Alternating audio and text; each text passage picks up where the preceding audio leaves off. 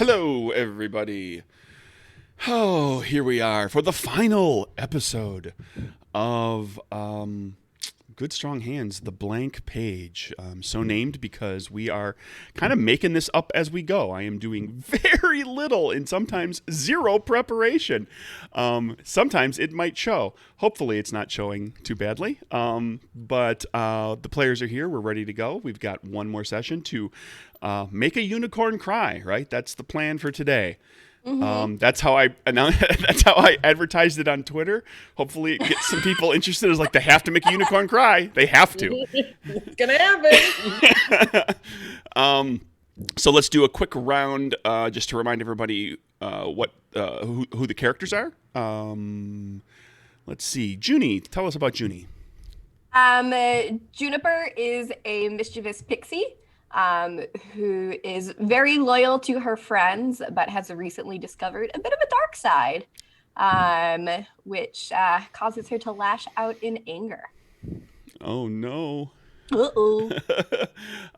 Let's hear about Sparky. Oh, that's me. Sparky. Hi, everybody. I'm Paladin Hulk, Twitch moderator for Random Tuesday, Little Red Dot, no Star with Initiative, and today, as always, I'm playing Sparky, the little imp. And even my, pure and innocent, snow-hearted little fella has been feeling the touch of the void. And that's manifested itself in me being just a little bit more broken and nervous about losing friends that I don't got a lot of because I'm new. So I'm going to glom on to everybody who's my buddy and never let them go. Ever. So that's the influence of the void. You become a hugger. Yeah. Suddenly, Sparky is real affectionate. Don't ever go. Hugs. Aquilaria, tell us about Aquilaria. Valeria, who is woodkin, so she's a tree. And like everybody else, feeling a bit of the void upon her. Normally, she is the voice of reason, but she might be getting a little bit more extreme. Let's see. That leaves us with Parsley, who I believe is the only remaining pure and uncorrupted character in the group right now. Yes, Parsley, the Paragon Rabbit. She is basically on the cusp of maybe using one of her talents that might require a whole lot or might kind of fall in line with everyone else. And she tries to be the second voice in command of reason behind Aquilaria, but with Junie and Sparky kind of doing their own thing, she's caught between a rock and a hard place. I'm trying. Junie doesn't. And right now we have with the group. Let's see, we've got. We still have Bernie, a flying lava eel who has mostly been just kind of tooling along, hanging out with everybody. He's Junie's pet. Do you consider Bernie a pet? Friend. A friend. A snake. A flying, fiery snake friend. Yes. And also, you have with you Goldheart, who is a unicorn who you saved last episode, who's the unicorn you've been looking for. So, basic recap real quick. Last episode, the group had dealt with Frederick Small, the human who killed Sanders, your chicken acting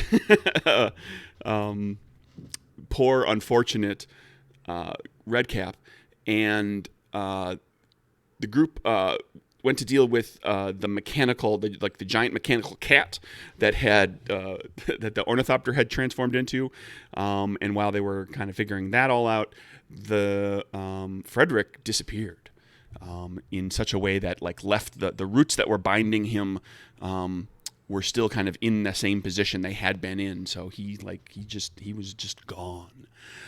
At that point, the group, Aquilarius specifically, determined that the forest that they were on the edge of was the forest that they are looking for,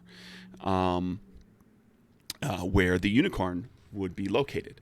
And there was a little side trek with a rabbit named Bumpy to find a safe place for the rest of the night because you weren't sure if Frederick was going to come for you again. And then the group headed into the forest. And during a long trek through and deeper into the forest, came to find that it was growing corrupted, and the trees and the plant like were ashen and gray, and the earth was dry and fetid. The leaves were falling. Curled up dead leaves, so you were crunching as you made your way through, and each of you started to feel some of your fears manifest in this forest. You started to feel these things kind of weigh upon you as you made your way further in.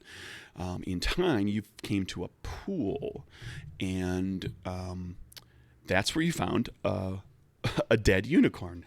It appeared, or more properly, what appeared to be a dead horse, because the horn had been removed. There was just a stump of horn on its head, and it was lying in this pool in what was a blatant ripoff of Artax in the Muck in Neverending Story. But you, unlike Atreyu, were able to pull the horse free. I'm not traumatized. We You're should have gone with the traumatized. reference and just left the horse in the muck. Well, you How could have dare you! you could have screamed at the horse and I know. come on, fight. This is all your fault. No, You're not doing enough. that scene in that movie is not the entire reason I made this game. Just saying. Not at all. Not at that all. It scene had is nothing to do with it. heavy. It had nothing to do with this game. No, that was I've remarked to people in the past that scene hurt me. That stuck with me because that was like Atreyu's best friend. Like I'm watching this wonderful fantasy story, and like his best friend died. They just killed him. When I was a little kid and I watched that for the first time, I was like, he's gonna come back. Like at the end, Yeah. and everything turns out okay. The horse is gonna be The horse back. will come whinnying. Nope. Will whinnying come riding? Nope. And the second time I watched it, I was like, oh my god, he dies for real. So There used to be so much more trauma in children's movies. so That was in real life. So several decades later, I made a game about it. And well, you got the horse out and discovered that the horse was not in fact dead, but was just it was alive, but was unmoving. It was still warm. You dealt with a brownie who came wandering up to attempt to steal memories from you, and managed to steal just a bit of memory from a couple of you, but didn't rob you of anything more significant than that. And then that brownie went running off into the forest. Was very, very angry that you had not played the game fairly, as he said. You used the horse. This is the point where you shrunk the horse, right? You shrunk the horse down Yes. to be Yep. carryable, to be like carry-on size, so that Aquilaria could carry the horse with you, and you effectively used the horse as a divining horse, which pointed you toward the soul and the horn, because you learned from the brownie that the soul had been torn from the horse. You made your way to a series of standing stones where a black spirit thing was swirling around, some sort of spiritual residue of something. Eventually, and the horn was buried in the ground right there. And you recovered the horn. Sparky managed to trap the soul in his lantern for a time, and after dispatching the earth monster that rose up out of the dirt to attempt to thwart you, the group of you managed to put the three pieces of the unicorn back together and resurrect. And I have a piece left over. Goldar. Oh. I wonder where that part goes. I'm sure it's not important. There's always one part left over when you make stuff, isn't there? Sure. They always give you like an extra screw just in case you lose one, right? Yeah. So you were greeted by Goldheart, who shined their golden unicorn horn light upon you, and you informed Goldheart that you needed to make her cry, and that was where I ended the story. So we're going to pick up right there with Goldheart looking at you kind of quizzically, wondering what you meant by now cry. I jump in front of little Goldheart Sebastian. No, little Sebastian Goldheart. There we go. And made I it say, regular nobody's size. gonna make my friend cry. She's my friend.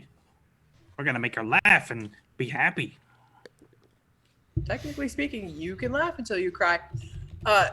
Just out of reference, though, did we not turn the unicorn into a regular-sized Yes. unicorn? Yes. You full-sized the horse. Because we had Okay. a full-size horn and a mini. Yes, we had a full-size horse.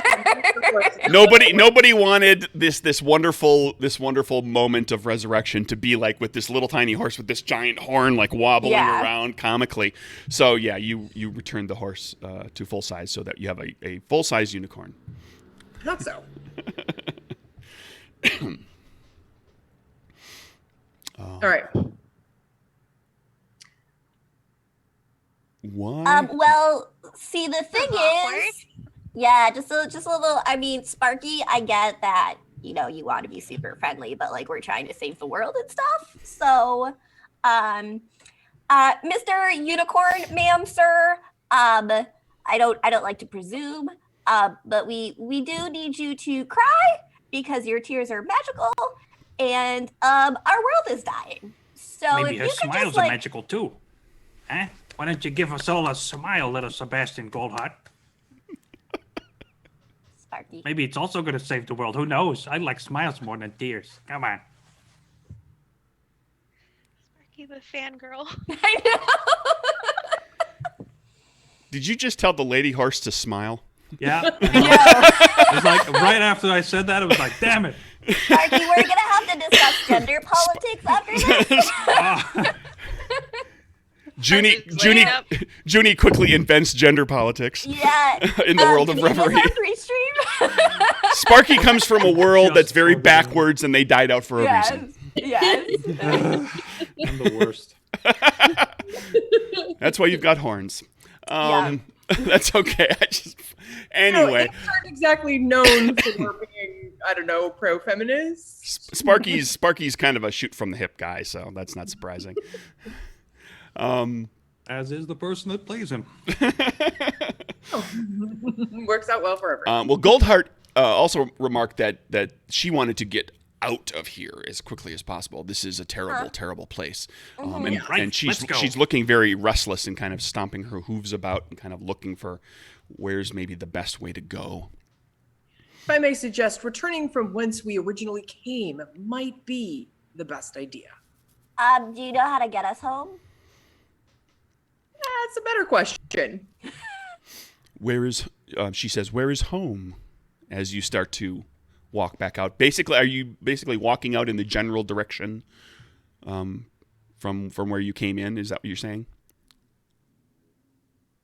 Well, okay, wait, before we do that, I know in general reference where we went because I was the one that operated the telescope that told us where to go. Correct. So then I probably also have a general sense of where that is as compared to where we originally came from. Well, Like, you all, that's true. You probably have a better sense, but I think everybody probably has at least some sense of like you walked in from over there. Right, And you don't know how far the forest goes in that direction. right. But also where we eventually probably want to end up is also in that direction as opposed to where we came from. Because I'm still thinking that there's a giant metal and wood animated cat thing that's hanging out there, and I don't know that we necessarily want to just walk right back into giant Okay. wood and metal. Could Junie shoot straight up in the air and try to like look at the and assess the situation, like look around, look for landmarks or like mountains or anything like that would give her a sense of direction? Okay. Sure. You can zoom on up and without too much difficulty. Above the canopy of the forest, the forest stretches out in all directions. It's very gray. There are spots here and there where there are trees that are still at least partly green, but many of them are gray and brown. Looking back in the direction you came from, that looks to be about the shortest distance to get to the edge of the tree line. And looking out in the other directions, it's a longer walk, but not terribly so. And looking at, like, if these were points on a clock, at 6 o'clock, that's where you came in. At 9 o'clock, there is like a gigantic pillar of smoke. At 12 o'clock, there is a tell me what is there? Lunch. Okay. There's a large flying beast that's kind of circling. Oh, way to go. And Missed that. at 3 o'clock there is what else? What do you see? And you don't see nothing. You see something. Pillar of smoke, big circling beast. Any suggestions? Throw it out there. What do you got? I think at 3 o'clock we see the Jurassic Park like tree shaking. Oh, there you go. Perfect. Yeah, you see like trees shaking in sequence. Like clearly something's moving. Yes. Something's moving. It's, Yeah. it's here and it's there and it's there and it's there and you hear a low roar. And you can't tell if it comes Which from the direction? flying thing or if it comes from where the trees are shaking. Yeah. Although you could you give sure have a lot of friends, you could little Sebastian you could try to Fallback. figure that out with a mind check. Okay. I will do that, and I'm gonna spend a spirit because my mind is only one. Target number 5. Oh boy. You can do it. Oh, 2 successes instead of Hooray! 5. Nice. The roar comes from where the trees were shaking. And it is a guttural, bestial, like predatory roar. It is something very big. Whatever being very small, you're very small and you make a very high pitched noise because you have very small lungs and very small face. And very, very big things make very, very low noises. And you hear a very, very low noise. Okay, time to go. Not that way. She just leaves. Yeah, guys, deuces. Wait up. Best way is the way we came. I'm just saying. Danger in all directions.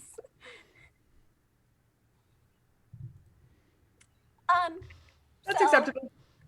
So, Mr. Goldheart, sir, madam, will you come with us? Certainly. Let us be away. This place is terrible. Yay. Good. Hey, thanks. This place is terrible. Sorry. I apologize. Oh, time to go. You're fired. Good. Well, Yeah, it was nice GMing for everybody. I hope Leonie doesn't watch this and get like the impression that that's your view of her. Oh, hey, somebody figured something out. Ooh. No. Yeah. So, I mean, and like your fear is not unfounded. That there was a giant mechanical cat thing that's really unaccounted for back the way you came. So, all choices, bad choices. You just That's you usually the way it is. you have to pick. You have to Some pick just one. worse than others. There's a big scary monster in the sky that way, and there's a big scary monster on the ground that way.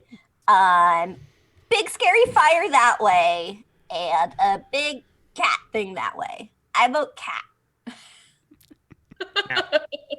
Devil, sounds good to me. Yeah.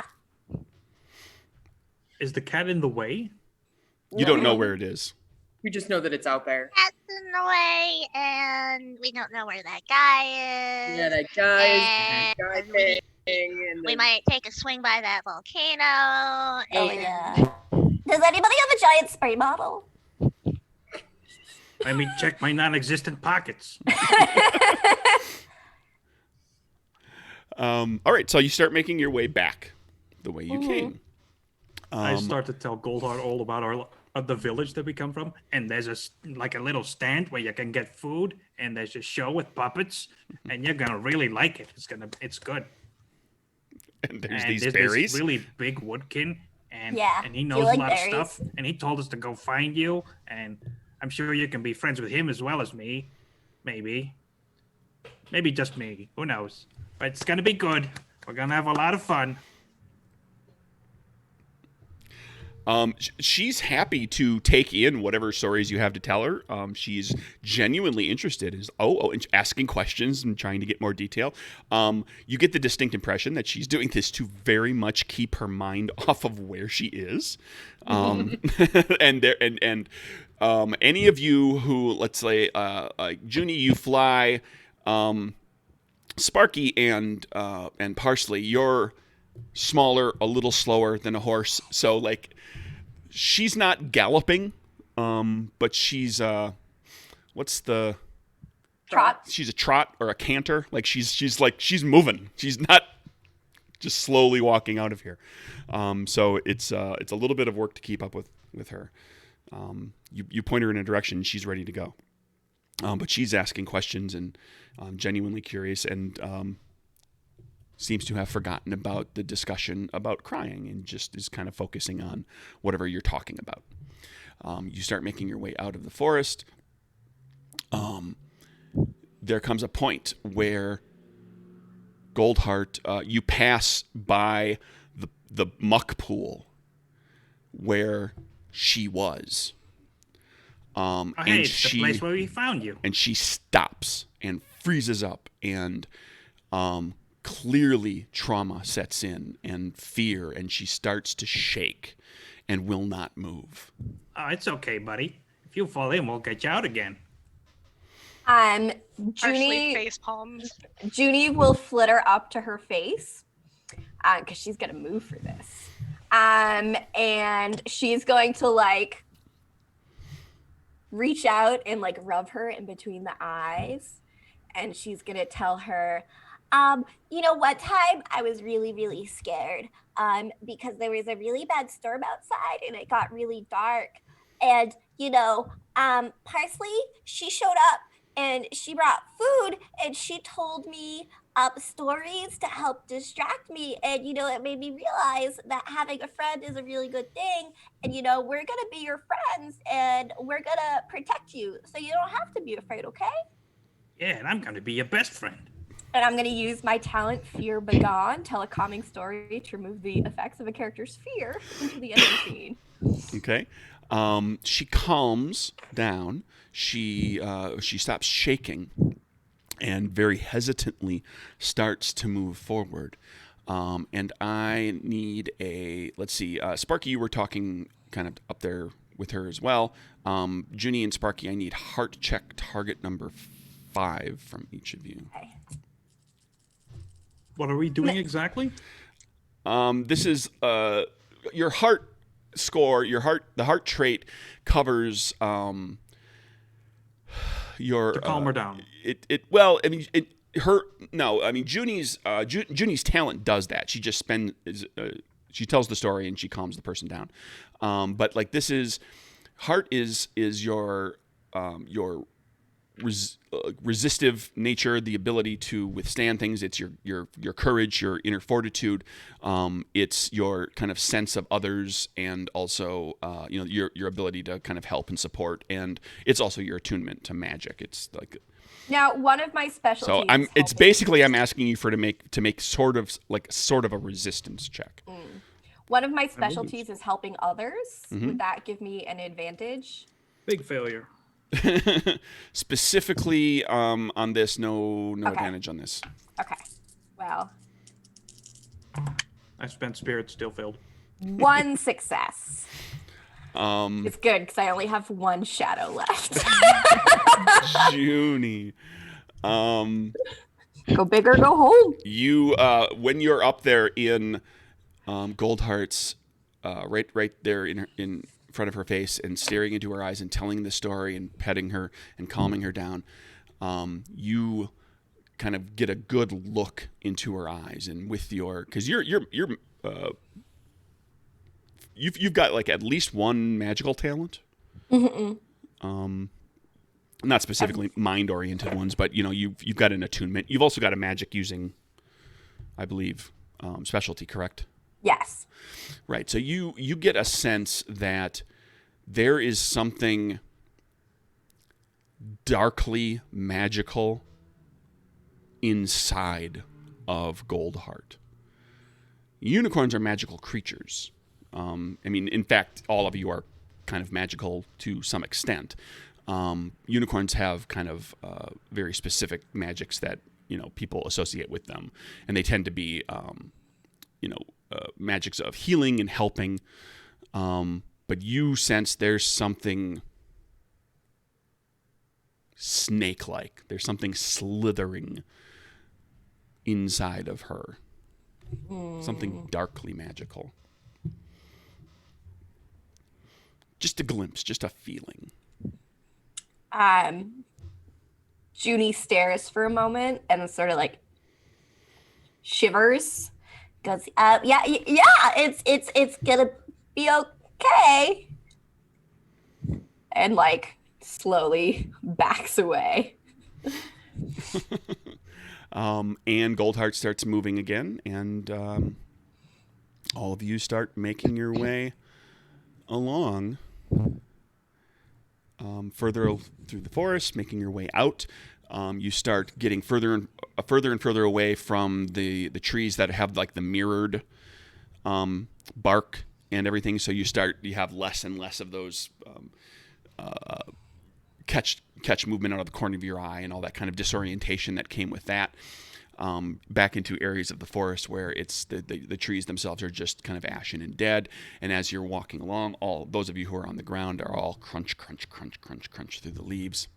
At one point, Junie will fall back and like hold out an arm to slow Parsley down to let the others get a little bit ahead. Hey, Parsley. Remember that time that nobody believed me that the human was evil, but I knew he was evil and he ended up murdering our friend? Well, Are we needed and commence another backup plan? Well, I looked into the unicorn's eyes and something scary looked back. I think there's something broken about our unicorn.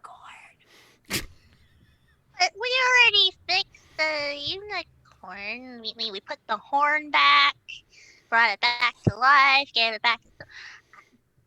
But you know, whatever did this to me.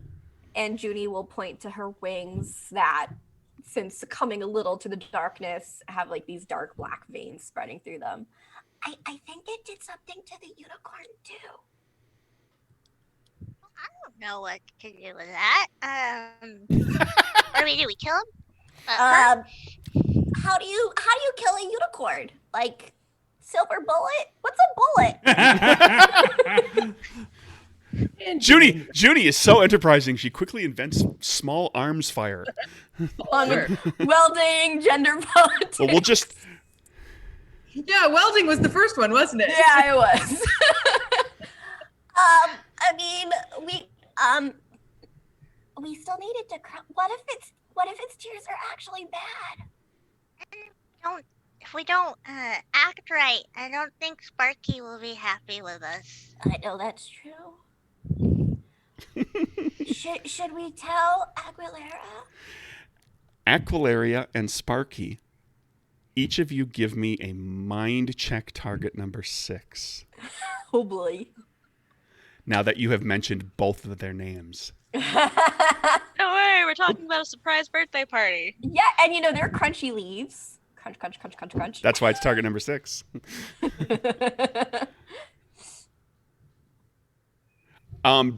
if you hit a target number 6, you hear the rest of this conversation. Don't tell me. Continue your conversation.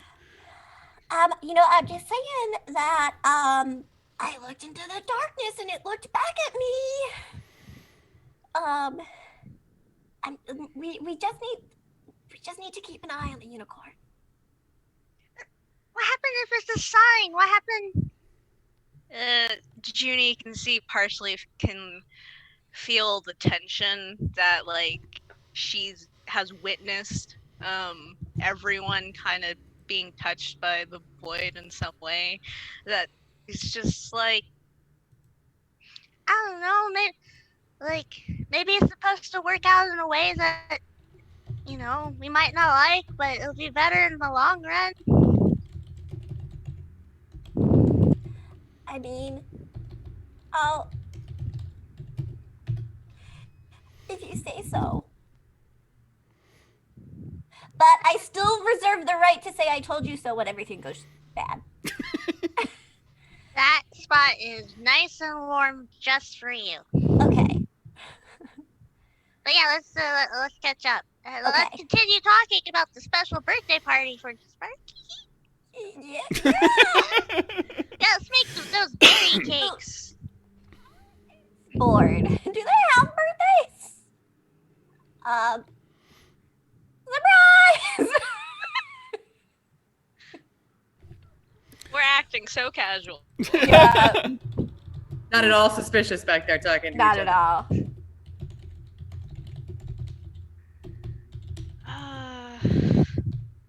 But with that, Parsley's going to at least just keep her tiny rabbit eyes glued onto Goldheart. Okay, so now 2 of you are like really kind of Yeah, keeping a close eye on your broken unicorn. I am paying Potentially far broken. more attention to if that stupid wood metal cat thing is around. That is like Aquarius' sole purpose at the moment is if that stupid thing shows up, she's gonna be pissed. As you're making your way along, you don't hear the purr, like the motor purr that the big mechanical cat thing had. And you're walking and you're walking, and eventually the forest starts to thin some, and you find yourself at kind of not at the edge, but like nearing the edge, and you're starting to kind of get there, and it starts to rain just a bit at first, just a misting.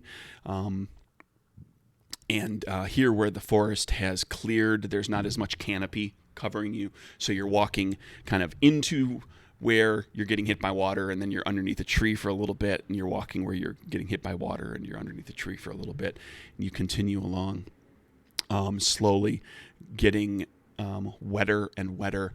The ground becomes slicker and slicker. Does anybody remember how long it took us to get here? 3 episodes. But good night. 7 o'clock show is nothing like the 10 o'clock show. Tip your rating. And the ground is becoming slick, more and more slick for those of you who are on the ground and you're walking. The Goldheart starts having trouble standing in it, being a horse and having big body, spindly legs, with not very good footing underneath her. She starts to kind of catch herself, and you get slowed down a bit. I suppose we should probably stop for a little bit. Okay. Yeah. We can make Oh. a campfire. Well, the wood is wet, so should we look around for like a cave? Caves sound really bad right now. Some sort of cover. You're All I see is rain. you're unlikely to find any sort of cave here. There's it's pretty flat land. No, but I can adjust the positioning of the tree limbs.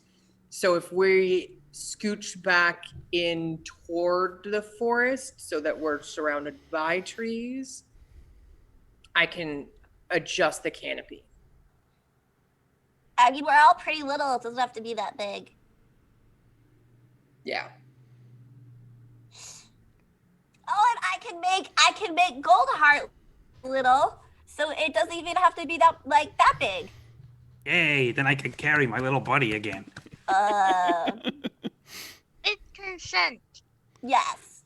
You should always ask permission Uh-huh. before carrying a unicorn. That makes sense. I figure she wouldn't want to walk in the mud, because of the pool thing back there. Yeah. Right, buddy? You want me to carry you, right? So you don't get stuck in the mud? She's getting more and more, not jumpy's not the right word, but more and more nervous about everything that's, she's walking through muck now, unsteady footing. Miss Goldheart, ma'am, would you mind if, would it be okay if I made you my size so we can take shelter? She looks around at all of you, sees the one large woodkin. The rest of you are all very small, and says, yes, are we leaving the forest? I think we need to take a break. So not quite. Yeah. Okay, well, she's agreed. Okay. Junie reaches out with her magic and Yay! I pick up for the horse. Tiny horse.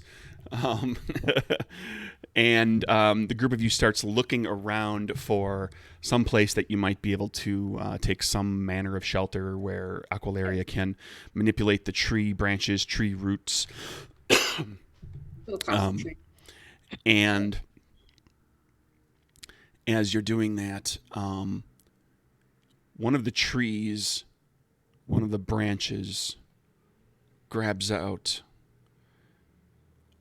and seizes Aqualaria by the arm and starts to pull her close, and Aqualaria's feet start to slip in the mud. Yep. I don't have any way to rip myself other than, not helpful ways. Is that tree your buddy? Is he your friend? Don't know. Another branch reaches out and grabs Aqualaria and starts to pull her.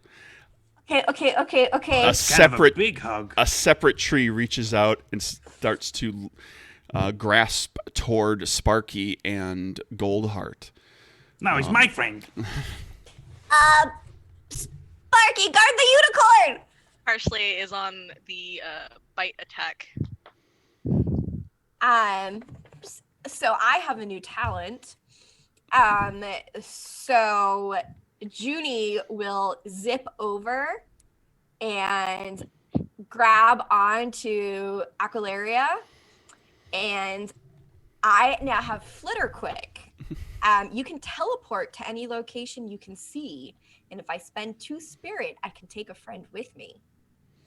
So I will blink us out and teleport us like 20 feet away so Okay. that she's out of the grip of the tree.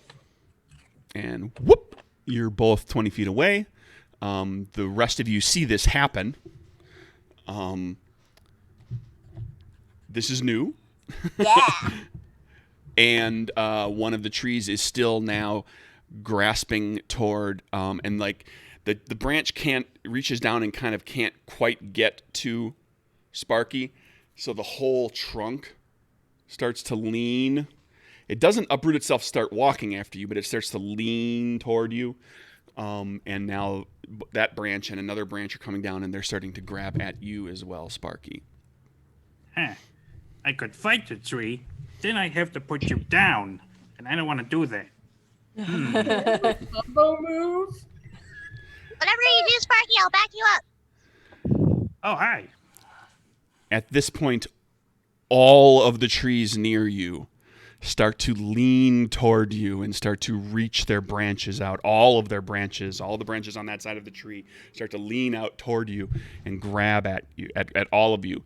None of them have grasped anybody quite the way Aqualaria was initially, but they're all kind of leaning in. And as they're doing it, the rain's coming down and they're creaking. The wood of the trees creaking, and there's this.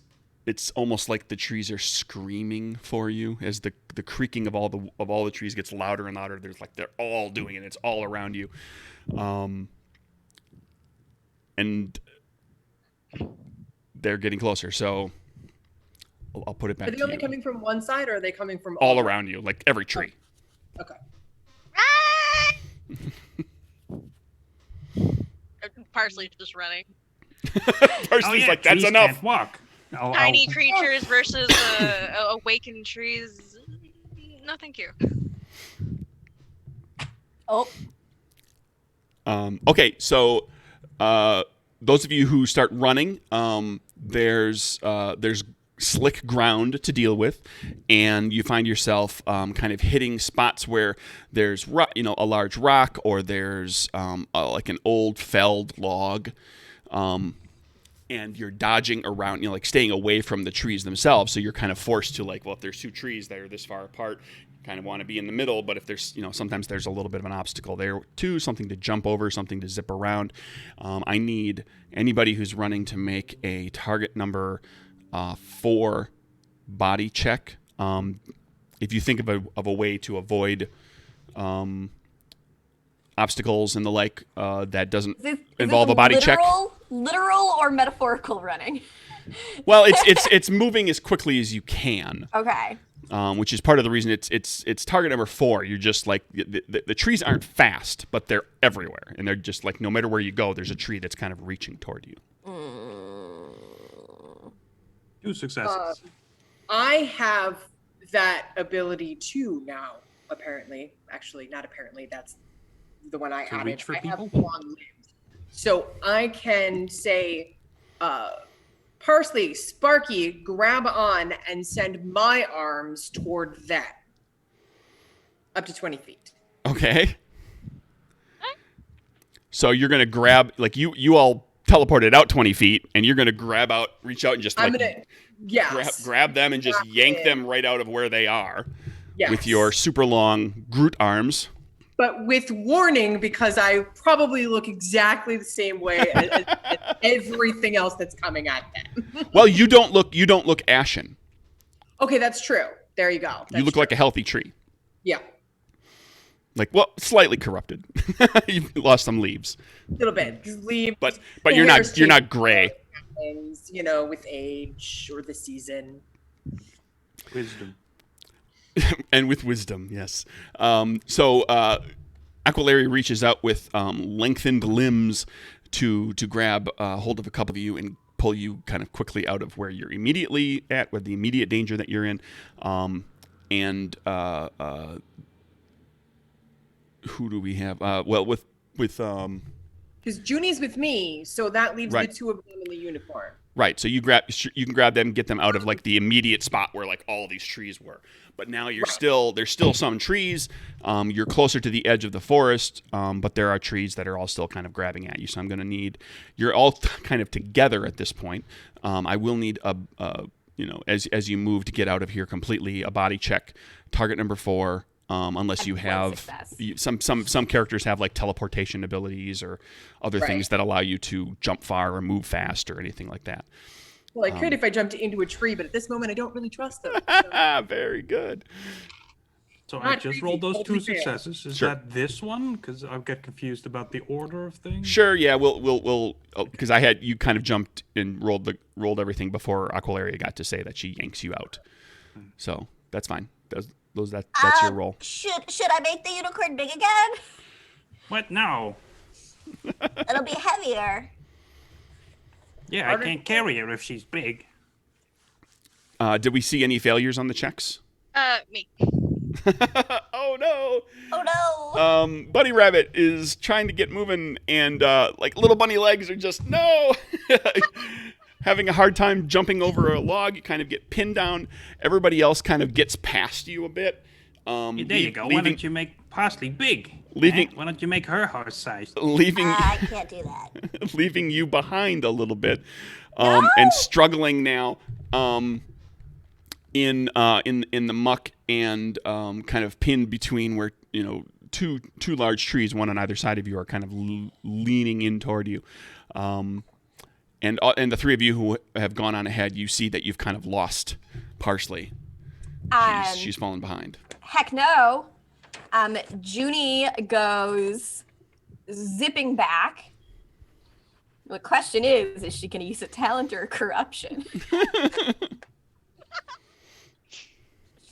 Oh, shoot. I only have one shadow left. Oh, man.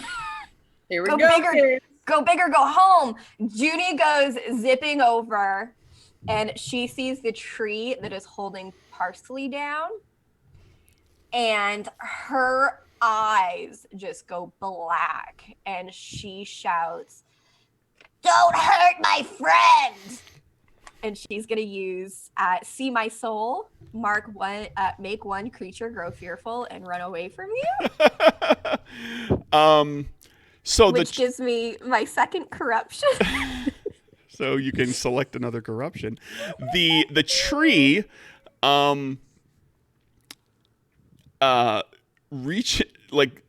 lets go of Parsley, stops trying to grab at the little rabbit, and can't specifically run away. So it starts to lean itself the other direction, and now all of its branches are clawing at the ground as it's trying to uproot itself, and get farther away. But it's simultaneously like there's a fear that hangs in the air, and it's clearly like running away from this the command placed on it by this kind of dark, slightly corrupted pixie. But then Junie, your penchant for jokes and for jests and for comedy and for humor can't help but see like, oh, this thing isn't going to be able to run away. It's just going to comically claw at the ground and look kind of morbidly funny as it's doing this, and it just keeps going, and it's spitting dirt and muck behind it. But now Parsley is free and able to continue forward with your help. Now she's covered in mud. There's just like two beady eyes. It's like, all right, thanks, bud. Let's go. It's just a mud fur ball. Mud ball. And the group of you continues along your way. You make your way, kind of dodge, move, not running full bore, but moving as quickly as possible, carrying your miniature unicorn, and get to the edge of the forest and away from the trees, at which point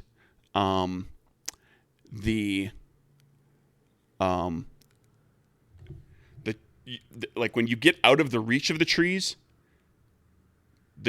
immediately stop moving. They stand back up where they should be. It immediately stops raining. And it's just a cold breeze that's blowing on you. Well, I guess we're out of the rain. Is it like very sudden? Yeah, it's eerily sudden. Like all at once, just done. That was One of you mouthful. stop the rain with magic? Parsley casually just kind of just runs a little, like couple feet back the way they came. See if anything changes before just catching up to the group. Doing magical experimentation. Experimentation, but with magic. And you are out of the forest. And So now we're in prairie land. you're kind of in it's like grassland, kind of open. There's scrub, there's scrub brush here and there, and there's trees here and there. It's not like it's not the Great Plains. Like it's not just this big open plain area, but it's a little, the ground is a little rolling, and there's just like little copses of trees here and there, and scrub brush and long grass, and but the forest proper does kind of have an edge where it kind of peters out, because it, like the handful of trees that are spotted out here are just, as a woodkin, those are just, from seeds that just kind of happen to get over there via wind or animal or whatever. But and the found forest, a place where they more dirt than found rock. a place to grow, but the forest itself is behind you. You see no signs of the mechanical cat thing, and you get the impression that you're not in the like, it's not like you're right in the exact spot or even close to the exact spot you were, because you kind of, you veered a bit in your mad scramble to avoid trees on your way out. So it's not like you're right where you had bound Frederick or anything like that. But you're out, and Goldheart is much calmer and much happier, and we'll turn large again. and requesting to be set back down. Because the spell wears off, so I don't have much of a choice. Yeah. So I was like, boom. Junie does not warn Sparky when it's about to happen. So the horse, whoomp, and Sparky is momentarily standing there with this huge horse, huge unicorn in his arms, Too big. and he's like, "All right." All right, there you go, buddy. Sets her down. Got you out of the mud. You okay now? How are you doing? From a you see, let's see,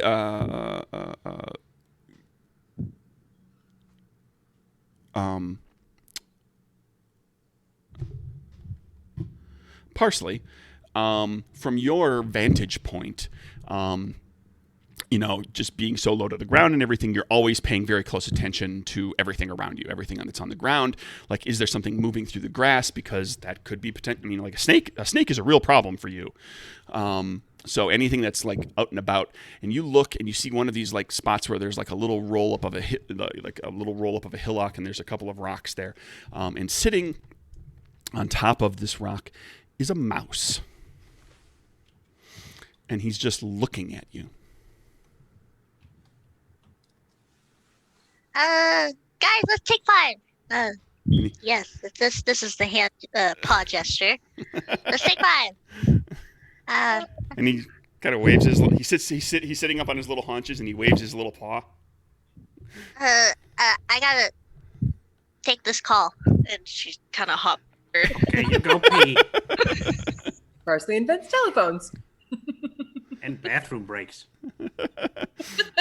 Fair. But yeah, as she approaches closer, she's like, Hello! Hello! And this little mouse says to you, "Hello." And for the record, in this world, the only animals that regularly speak with, that can regularly easily speak with all other folk are paragons. Like, animals have their own language; they can speak to each other, and you could be a type of folk. There's certain folk that have the ability to speak to animals, but the typical animal can't speak to anybody. Like when you were talking to that rabbit earlier, that was partially talking to the rabbit. You couldn't talk to the rabbit. And the little mouse says, "Hello." Hi, how are you? "I'm better than you." He looks you up and down, all coated in dirt and mud. He's totally clean. Like he looks fine. How are things around here? Kind of heard that there's some dark stuff going on. I thought people were, us animals were moving away from it all. There's really terrible things going on. Are all of you okay? Are you well? That doesn't look like a very friendly forest. No, it's not. It's not. Highly suggest don't go in there. There's something to be said for being a field mouse.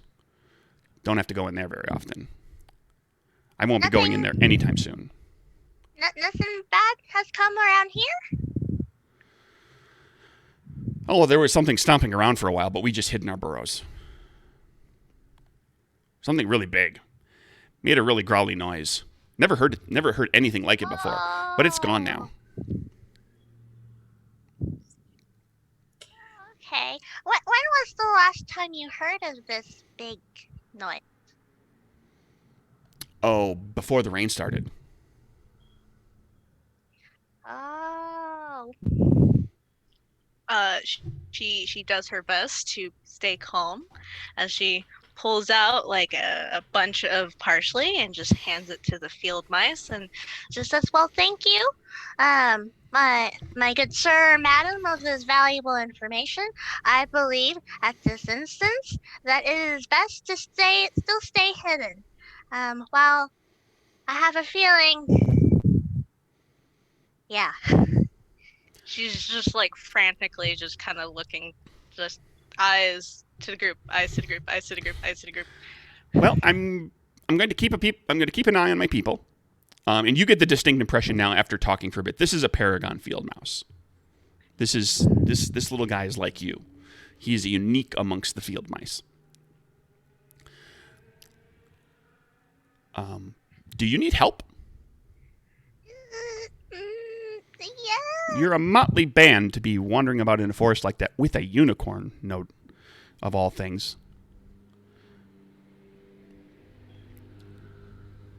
We think. And she kind of leans in a little bit. Things are kind of going rough back at home. The unicorn's supposed to help. Oh, where's home? South that way. Kind of just points in the general direction opposite from the forest. We did define it in the first episode. It's the Briarwood. Yeah, it's Briarwood. Remember the forest that has like the big, has the kind of wall of briars around it. Ah, yeah. With the berries. Oh, the Briarwood. That's very far away. I've never been there, but I know that's quite far away. You've got quite a walk ahead of you. Yeah. I'm just between us rodents. She doesn't really know how to properly You're a lagomorph. quote the terminology between one paragon to the other. But she discloses how What? Unicorn's supposed to save our place, but I feel darkness, and others have warned me of darkness, and I'm not so sure if my home will be saved. I'm not so sure what to do. Well, things are only getting worse. Do you need to go there quickly? It has been some time since we have last been at home, and who knows how things have been. Oh, well, you should go. Would you like to take one of our tunnels? Oh. Can it fit a unicorn?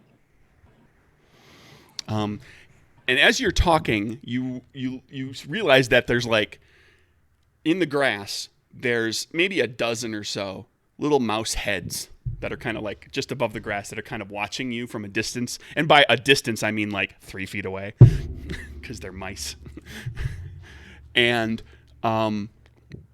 he sort of looks around, realizes that he's got a little bit of an audience, and says, mouse tunnels are magic.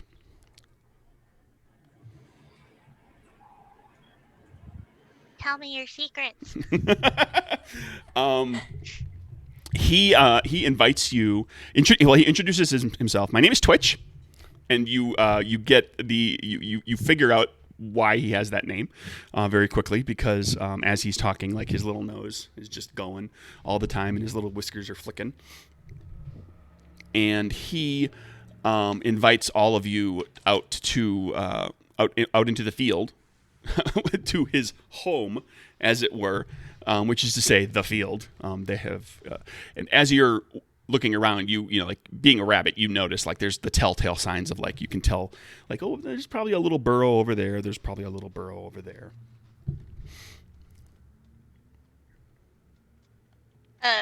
Before continuing on with Twitch, Parsley is just kind of yelling to the party rather than running back and forth. I think we found a way to get home. Pretty sit back, guys. Come over here. Oh, good. I'm done finished cleaning up little Sebastian Goldheart. Looking a lot better now. And look, there's a bunch of mice here that have come to see how cool you are. And all of you see Twitch and a bunch of other little field mice. Twitch says to you, hello. He just kind of Hi. Hi. sits back up on his haunches, waves his little paw. You're very far from home. Mm. Did you introduce Parsley? Did you introduce yourself? Add that when everyone kind of. We kind of rolled over that very quickly. No, it's okay. And knowing Parsley, she would get to that like a lot later. But with everyone approaching, she's like, Oh, by the way, I'm Parsley. Like the plant. she kind of motions to the plant. He says, I'm Twitch, like my nose, and looks at all of you and says, Parsley tells me that you are very far from home. I That's don't correct. really have a home. Good Lord. Okay, now is not the time. Now is not the time. Way to bring the What's room me? down. Well, once we Seriously. clear up registration and fill up for, home is wherever. Someone told me home is where the heart is, but I don't have one of those either. Mm. Good Lord, man. Come on. Oh, long. I'm gonna cry, and I'm not a unicorn. And Arby's guy liner just got really thick. Twitch, yeah. Twitch. He's dressed in Hot Topic now. Yeah. Where'd these leather pants come from? His lantern chain is now a wallet chain. He's a trendsetter. Yeah. And Oh no. and he spends the rest of the adventure just standing against the wall watching everybody. Yeah. And yeah. Twitch says, I've offered Parsley here, and if all of you want to go as well, but you have to want to, because the magic works that way. If you want to, you can take one of our tunnels, and we can get you pretty close to the Briarwood. I don't mean to call attention to the disparity in our sizes. Will we fit? How big are these tunnels? Well, it's a magic tunnel, and it'll I asked the same thing. kind of squeeze you down and make you sort of snake-like. Oh, You'll get really I don't small think I've and ever long turned and into a thin. snake before. Let's do it. that sounds really uncomfortable. Oh, it doesn't last very long. Oh God, what if I get stuck? I don't want to go in anymore. No. I don't want to No go in the one, tunnel. no one's gotten stuck for at least a year. Parsley, could we huddle for a moment? Twitch, we're going to assess our options, and we'll come back to you in like a couple of minutes. All right. I'll be right. Parsley, I'll be right here. And he turns back and he starts chittering at his fellow mice. And a couple of them hurriedly run away toward like a small copse of like 3 or 4 trees. And that is to say, Parsley can tell they're kind of over there, and like the grass is moving, like because they're down low. I don't need to be a downer like Sparky over there. But tunnels are tight and dark. I don't like either of those things. Well, it's either that or remember everything we just went through in order to get to Goldheart? We're gonna be doing that all the way yeah. that way. I remember that. It's just I don't know, Parsley. It sounds really awful. It sounds scary. Why don't we have our new buddy make the decision, huh? You don't want to go in the small little mouse hole, do you? You want to go riding majestically across hills and stuff with me on your back, right? That's what we should do. Goldheart says, I would be happy to do that once whatever's happening here is done. Hooray! Junie. That'll be the epilogue to the story. I know. Everybody goes home, and then Hair Sparky's just blowing. like tail behind him. Oh god. Slow motion. And Junie, you see now, not only does she have these like black veins through her wings, but her eyes are like blown out. So you don't really see the color in her eyes anymore, just like black pupils. And she's like, I really wish I wasn't afraid. and Junie's gonna use a corruption move Yikes. called wish. She's making a pixie wish. She's making a pixie wish. Grant yourself or someone else one wish, which benefits only the wisher. And it forces her to mark 2 permanent shadow. And Junie's going to wish that she wasn't afraid. Is that something I can do? Sure. But it's a corruption, so here we go. Yep. Fill it in these boxes. I am going to mark your shadow. I am going to say that you aren't afraid. Basically, like Junie's concerned about being afraid of, like, her 2 current fears are like what, darkness and tight spaces. Yes. Okay, so But her real fear is losing Parsley. She doesn't care about that anymore. Well, if she doesn't feel fear, does she feel? no, well, the game supposes and sort of requires that your character does have fears, but characters can change, and over the course of a campaign, or in the case of this one, making a wish. So let's do this. Remove those 2 fears from your character sheet and choose 2 other ones. Maybe ones based on something you've encountered in this campaign that aren't darkness and tight spaces. Oh. And if anybody wants to toss out suggestions about things that to remind everybody, to remind Liz on like what we've come across in the last 3 episodes, it's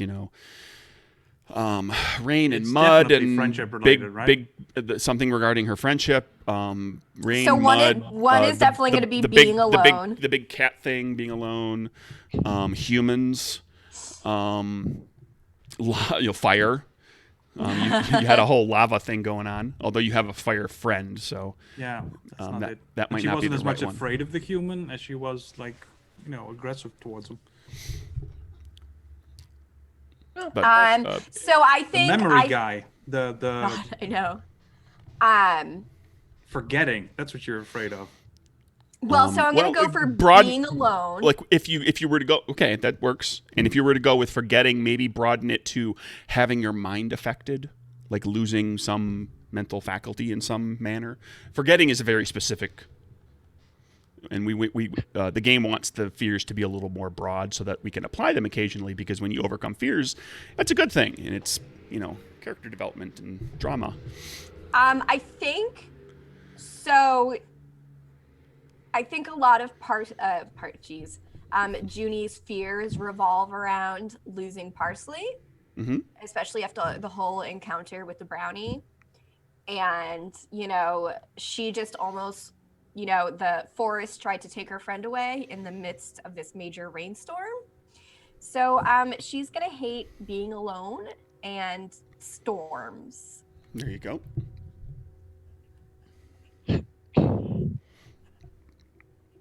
So, okay. 3 shadow left. And let's have you say out loud to whomever can hear it, what your wish is. We know what you wished, but like, what does Junie say?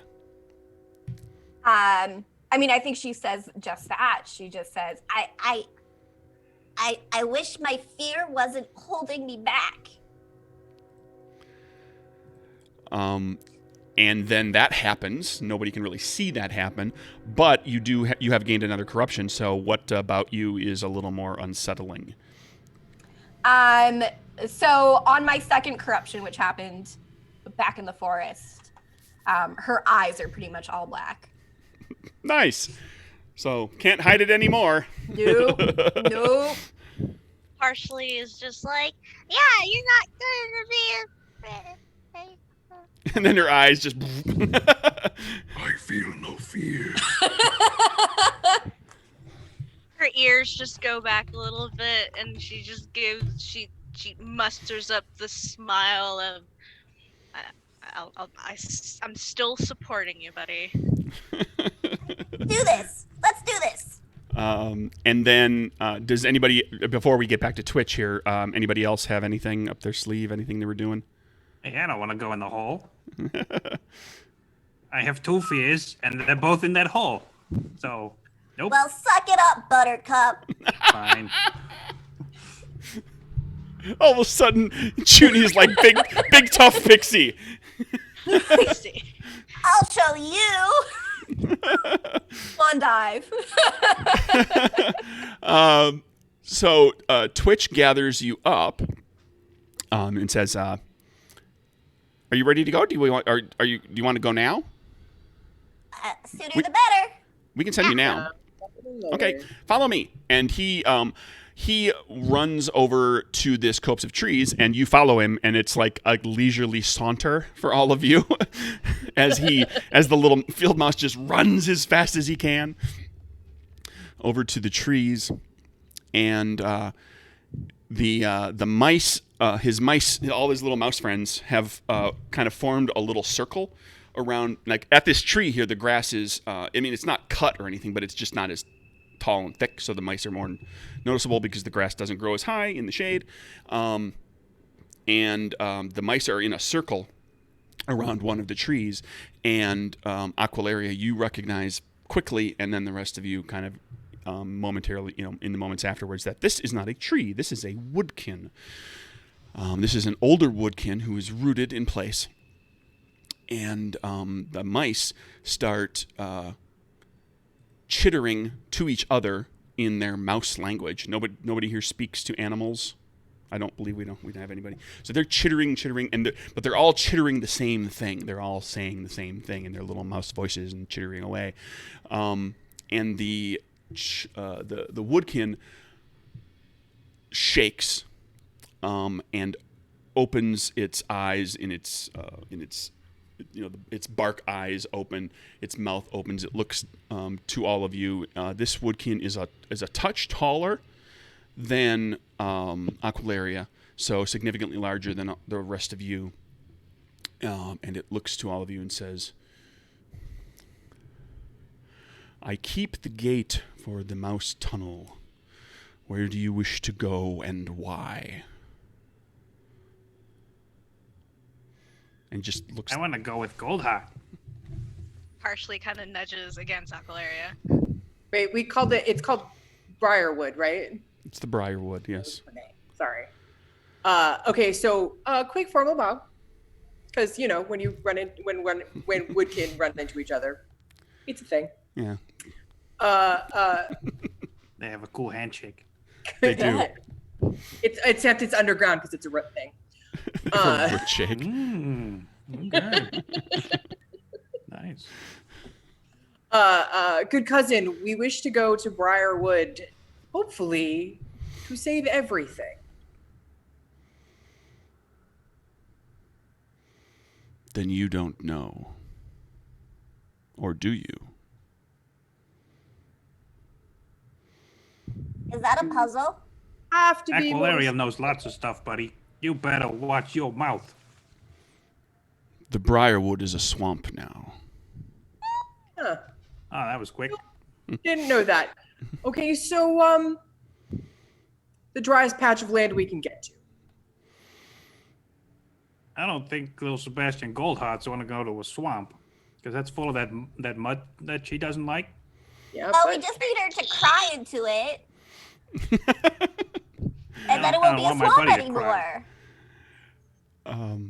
He unroots himself, steps back, and when he steps his feet, his rooty tree feet away, the spot where he was standing, there's a glowing circle with little stones, not gemstones, not like cut stones, but like different smooth stones of different colors, and they're each glowing. And it's about this big around, like you could fit a few mice inside of it. And the mice are chittering, and the glow gets louder and louder, and the circle around the glow, like the circle in the ground is still the same size, but the glow gets bigger and bigger, and it kind of becomes large enough that you could kind of walk into it. and I do. And Aqualaria walks in and disappears. Oh. Is she dead? Because I don't see where she went. All right, Sparky, let's go. And Maybe you should go first. I don't know. Junie's just gonna Partially- push. Parsley just kind of tosses the rest of her, assortments of parsley and mint and such as thank you, and does a bunny cannonball. Jumps in. Ah! Junie would like to push Sparky into the hole. And Parsley succeed, and I disappears. think that's funny, and I'll just like turn around and claw for Goldheart and then fall into the thing. Sparky falls into the glow and disappears. Goldheart walks forward Junie will go into the with Goldheart. glow, and with Junie, and you both disappear. And we're going to take a short break. So we'll be back in 5 minutes-ish. While we ride the subway. While you all zoom through the mouse tunnels. And I've got each of you, I want you to think back to like the session so far and even kind of to the session before, because we kind of lost track again just in how we've been playing the game. You've got anchors, and anchors can get you additional spirit. So if you had any anchors that you have clearly used over the course of the today's session or kind of like during part of last session, go ahead and we'll cover those, and you can give yourself some spirit, because I know people are at least a few of you are blowing through spirit, sometimes 2 at a time for some of your talents, and I don't want us to. To lose track of the fact that there is a rule in place that helps you to get some more outside of just dice rolls. So, Well, I'll definitely take one for being protective, because that's one of my anchors. you've been So, doing that like aces, Yes. I'm loyal, so I put my friends first. except when they have to throw you into the mouse tunnel. Except for when it comes to making a unicorn cry. I don't want my buddy to cry. Come on. Crying is good sometimes. And That's true. we'll be back in a couple minutes, everybody.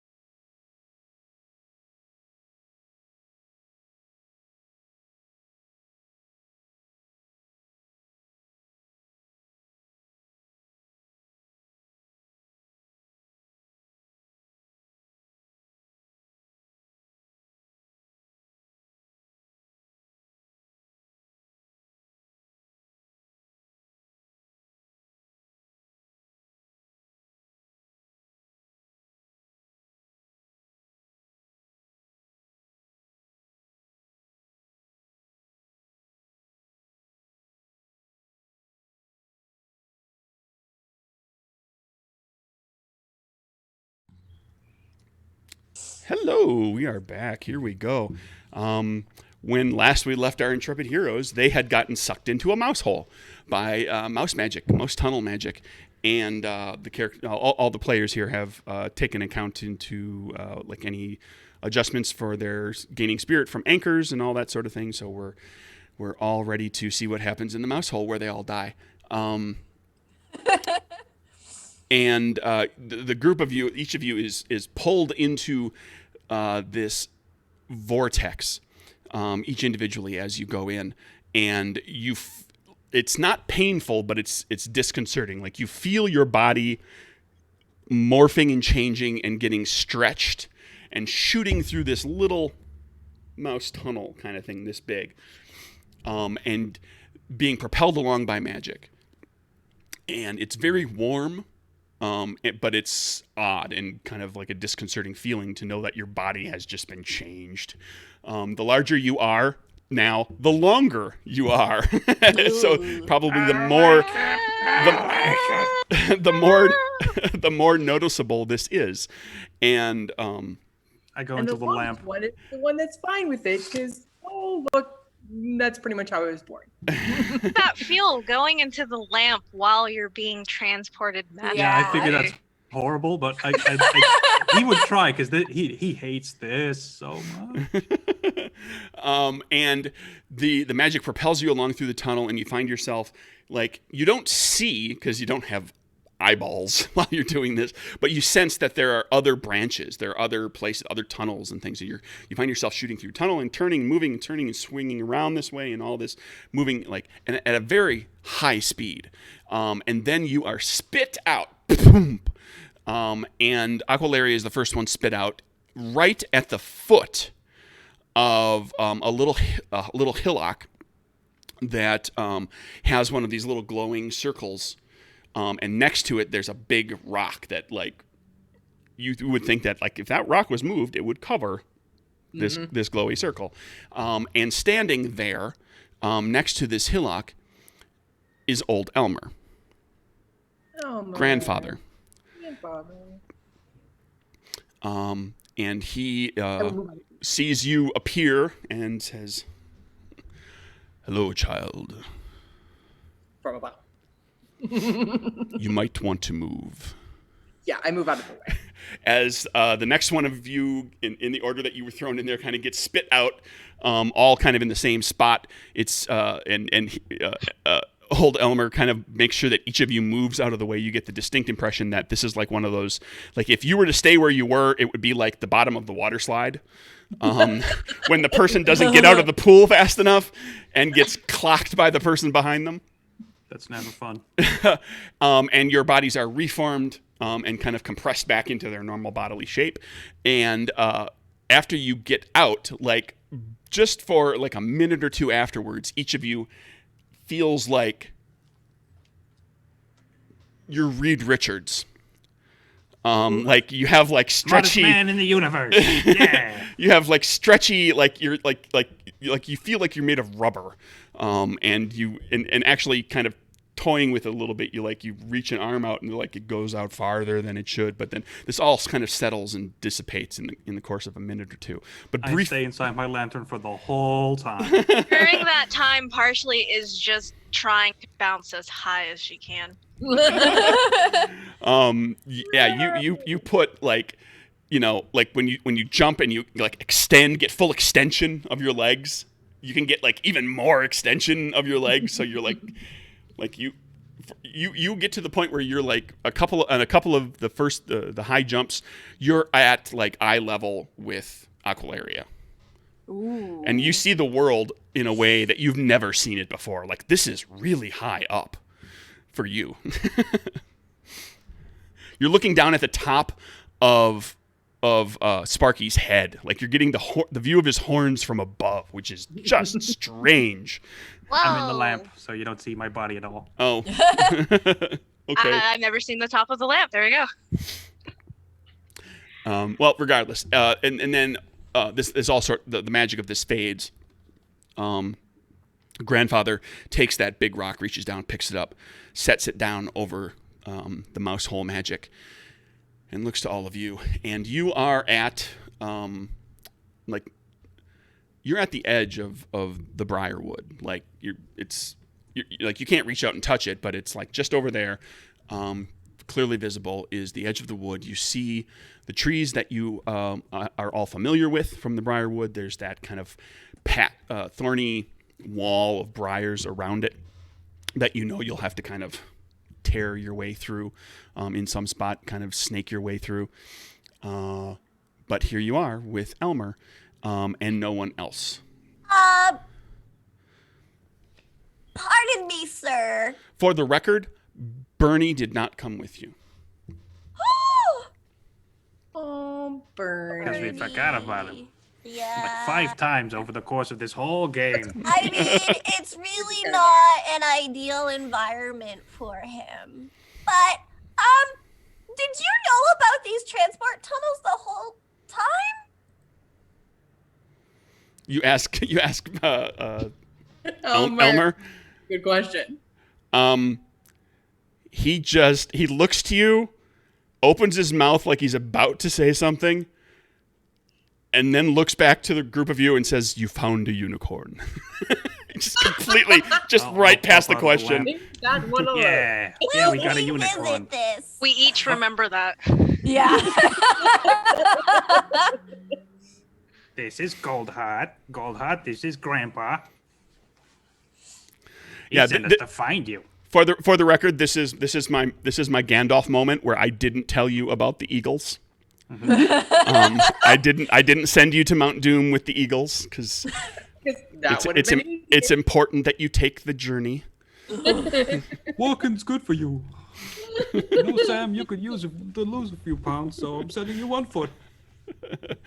And yeah, he looks to you and says,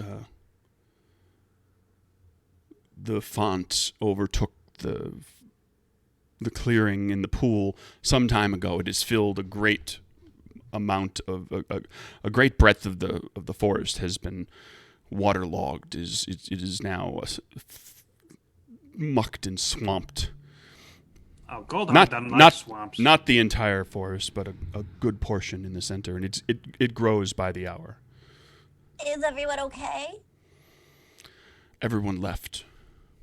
As far as I know, there is no living soul, none of our folk, none of our kind that I know of, left living in the Briarwood." Right, but we got the unicorn. So this is where you say... Do we have to make it cry directly into the source? Because, you know, like, if it's all a giant pond of water, isn't all water connected anyways? Does it have to be Goldheart who cries? Can't one of us cry? I'll make you cry, Sparky. Okay, good. Let's go. Wow. Let's do it. Yes, Dark I was waiting pixie. for that. The source of the bad water must be ended. Well, yeah. As you recall, going back to the first session, there's that rocky outcropping next to what was like a nice calm pool, and there was water that was pouring out of it and kind of waterfalled down it into that pool. And that's where out of the top of that outcropping is where the rank water came initially. Well, Goldheart, you're a unicorn. Can't you just, like, magic yourself over there? Can you do cold magic? What can you do? Yeah. Sparky told you about everything we can do, but you haven't really been very forthcoming. You know, you have been a little quiet, which is good because I like to Secretive. talk a lot. Secretive, one might say. Who amongst the group has a condition marked? Who's injured I don't. in some way? I don't. Mine's Did have emotional. one, yes. I have one. Burns. Okay, Goldheart closes her eyes, concentrates. Her horn glows gold. The light from the horn washes over the group of you, and each of you unchecks one, whatever your worst condition is. What? Ooh, that's better. Pencil. So you're like a healer. Nice. Yeah, that's cool. I did that earlier. What else can you do? apparently I can cry, she says. Yeah. Well, I don't want you to cry, You buddy. got me on that one. Well, you can cry too, right, Junie? You've been sad. I mean, yeah. But my tears aren't magical. They're just a little salty. I mean, also a little sweet because you know I'm a pixie. Miss Goldheart, Grandpa Elmer has told a story of how your magical tears can help save this place. Is that not true? Have we wasted this entire trip? Yeah. Did Sanders die for nothing? Oh, Sanders. Did Craig dupe you into this whole story? Only to have you He is not very be inside able to all along. succeed in the end? Wow, worst GM ever. She says, a unicorn's tears can purify many things, yes? Grandfather chimes in saying, I am certain your tears will be able to quash this dark water and return it to its pristine state. Grandpa, on the question of purity, what if the unicorn is just a little dirty? I cleaned her up as best I could, okay? I don't have a brush or soap The- or water. Metaphysically. The ancient Hello, woodkin, looks at your veined black wings and looks deep into your coal black eyes and says, I don't know, but we can attempt. They should be curative and purifying. Even if the void has touched her. And at this point, like you're talking about Goldheart as if she's not there. Oh yeah. Oh yeah. And she like Doing that a lot. she gets a horsey look of fear on her face, like, what? Listen, honey, we've all been there.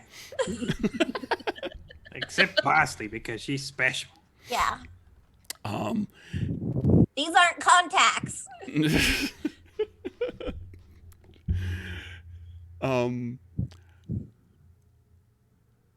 All right, well, if we're gonna go, we might as well go. Hey, wait. Yeah. Do we gotta take her with us into the swamp? She doesn't like it in the swamp. Maybe we could get like a bucket or something. Like if we gotta make her cry, maybe we No. can give her cry right now, and then we put it in the bucket, and then we just, hoist the bucket over there. I think it's gonna come Easy from done the it. source. When have you ever known magic to be that easy? I don't know.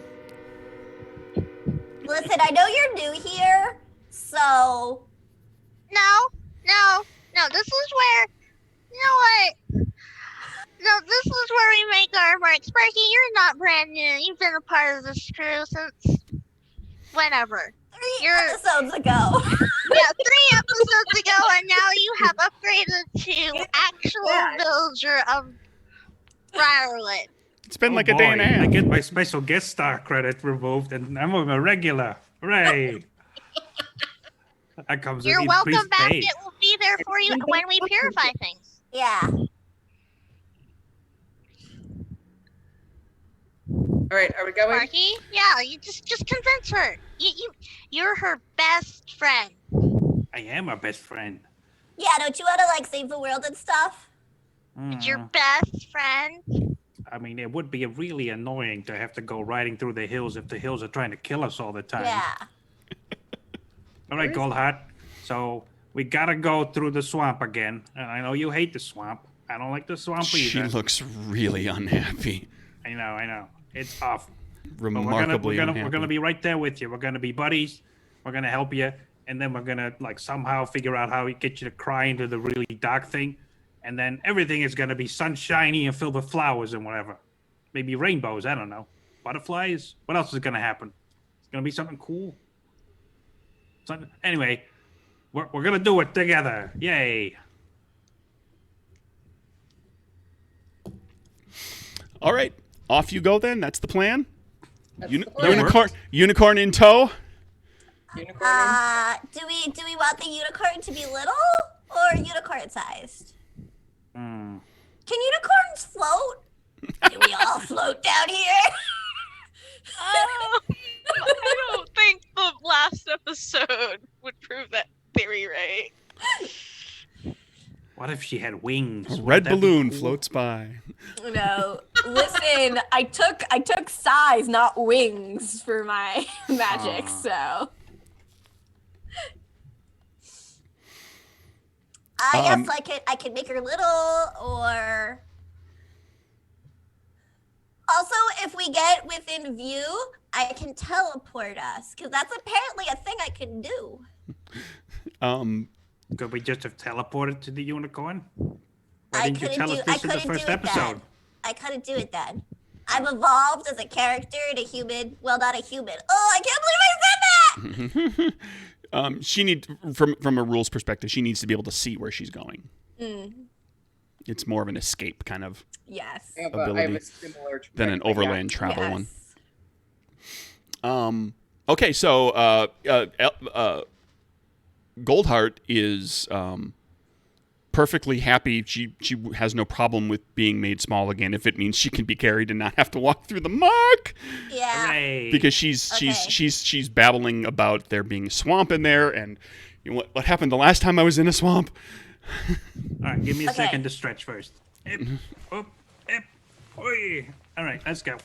And make her little. Whoop. Up, Little I'm horsey. getting good at this. And old Elmer walks over to the briar border of the forest and helps to open some of the briars up to make way for you to go in. You gonna come with us, Grandpa, or you gonna stay here and guard the circle? Does not go with you because, and you are reminded as you walk over to the briars, you are reminded of old Elmer's arrival at the pool in the first place with the loud stomping that got louder and louder, and he's not sneaky and makes kind of an entrance. He says he will wait here. I fear that I would only warn Yeah. whatever might be in there that you're coming. Okay.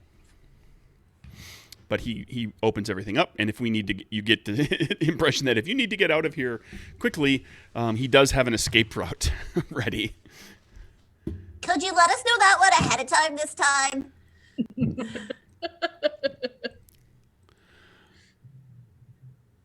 Let's go. He says, I did not know it existed here. I was contacted by the gatekeeper through the roots. And Aqualaria, you know that particularly potent magic using woodkin and very older woodkin are able to talk to each other like through the earth.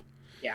Not like great deals, like great histories. They can't like have massive conversations and really detailed conversations, but they can get basic information. Like, you know, the elders usually know how woodkin are doing in other parts of the world.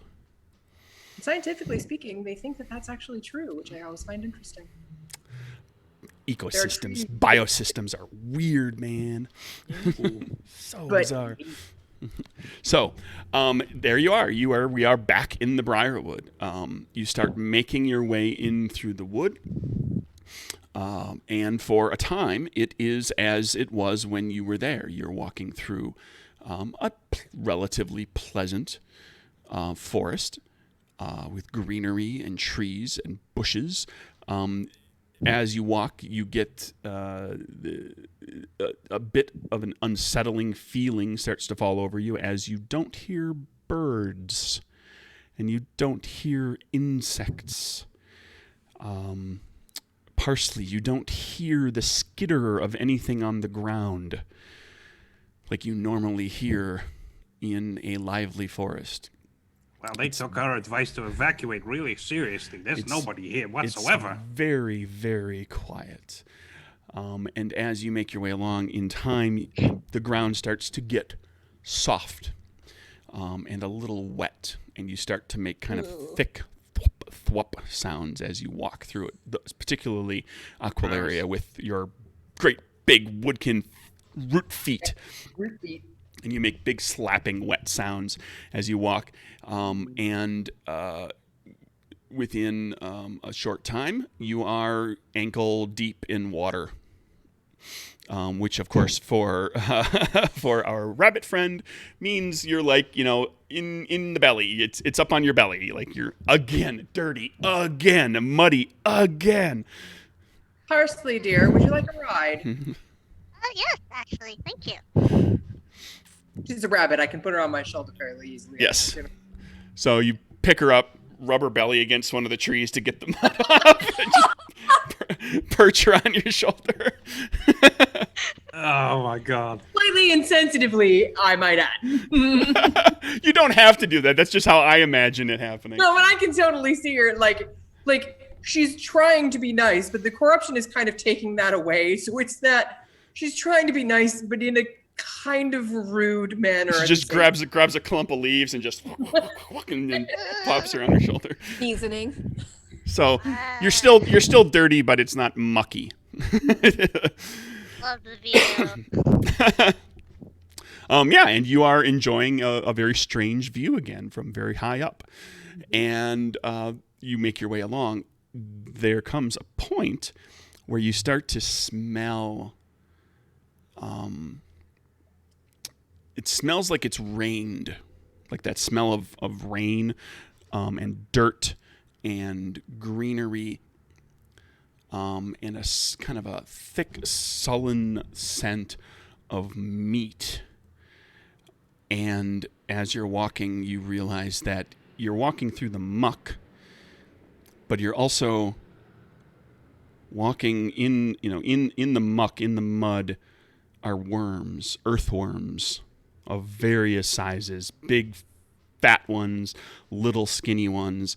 They're in particular Aqualaria with your big, broad tree feet.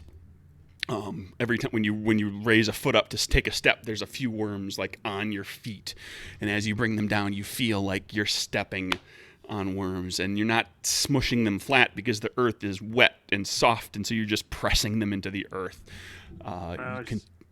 Aqualaria, is there any more room up there for me and little Sebastian Goldheart? 'Cause, this is really horrible. Probably carry one, but I don't think I can carry both. So hold on, you could be holding Sparky, who is then holding the horse, who is then sitting on top of the horse is the bunny rabbit. And it's like a pyramid. I can't see anything because they'd be right in front of me. Yeah. The pixie could go on top of that. Yeah. He's also really little. And as you make your way into the forest, these worms are there, and up ahead you see the ground is swelling. It's moving. Oh god, there's a giant one. No. And, Nobody You can move. carry little Sebastian. Here you go. and it starts to roll. This big No. mound. It just what it's a wave, essentially a wave of worms that are just rolling up on top of you. I'll climb a tree after Aqualaria picks up little Sebastian Goldheart. And the wave of worms approaches amazingly quickly. Junie, you're flying. You're up in the air. You're fine. The rest of you, I need Parsley. You're at the whim of what happens with Aqualaria. So the two of you on the ground, I need body checks to. Or unless you think of something else that'll work too, this is to brace yourself against the tidal wave of worms, or to climb up a tree, or to do something physical to somehow withstand this or avoid it. What do you each want to do?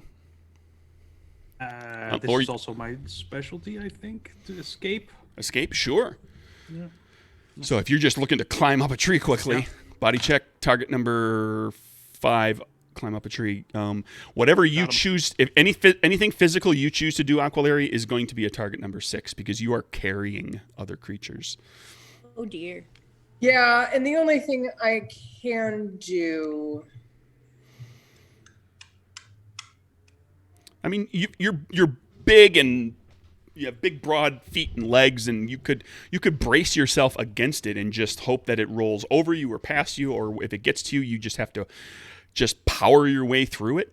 You know, like I like think where Parsley would get swamped by the tidal wave of worms. You know, it isn't taller than you right. because you are upwards. Because I think the only 8-10 option I feet have tall. is to kind of hold everything above. Yep. Or offload onto a nearby tree of an appropriate height. But either way, that's going to be my entire action, right? Basically. Right, basically. This is the scene in the Two Towers where the Ents are on the ground when the dam breaks and all the water comes past them and they all lean into it and just try to not get knocked over. Yeah. This is So that. basically, But that's worms. that's what I'm going to do. It's kind of the hold everybody high enough up so they're not going to get flooded by it and then brace for impact. Okay, and target number 6 because you're doing this without endangering them, dropping them. Yeah, and I'm going to spend a spirit for an extra die. Go. See Aqualaria juggling friends. Yada da da da da yada da da. Well, if I wasn't encumbered, I could do something, but it's because it would take an entire action. It doesn't matter. 2 successes. 2 successes. Okay, so that's good because 1 success would have caused a problem of some sort because you are trying to effectively save 3 people. 3 of you Yeah. at the same time. So Well you're able to withstand this, and now this roll of this wave of worms washes up and past you, and you brace yourself against it, and it moves past you. But now you're walking in now it's left behind like a foot thick of worms, and so now you're walking through that as you continue, as is Sparky. Oh, I'm swinging through the trees. Screw that. Technically, the trees here would be close enough that you would be able to do that. Yeah, it's model a. my body shape and movement after a chimp. So. Oh, are you? You took on a form? No, that's just how I imagined the base form. Oh, sure. He's kind of spindly legged and has a tail, a prehensile tail, and all that stuff. Kind of, yeah. So you're just swinging through the Longer trees. Yep. Yeah. And making your way along. So that slows you down a bit for Sparky to be able to do that. Partially, you're kind of dependent upon Aquilaria's movement. Junie, are you doing anything in particular? Flying Pixie? I think so. Junie's probably gone a little higher up to survey the situation and ready to dive in if somebody is in a dire situation, since she has her fancy new teleport move, but also to warn if she's the lookout to warn of anything incoming. You fly up above the canopy, take a look around. You see the canopy of the forest laying out in front of you. There's no giant pillar of smoke. There's no flying monster, flying wing thing. There's no trees that are moving over there.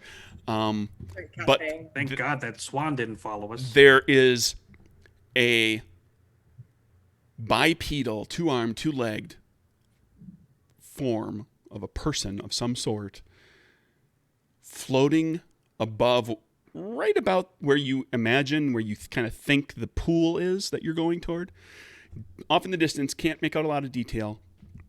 Just floating, standing in the air, basically. No wings, just floating in the air, looking at you. And it raises up a hand and kind of points at you.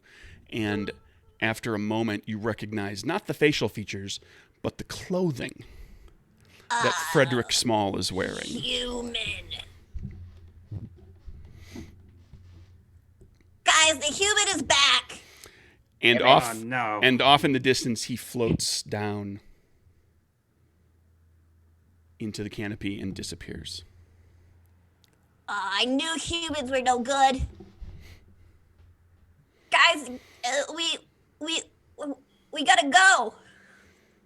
What's our tactic plan? I'm not gonna let him hurt my little buddy.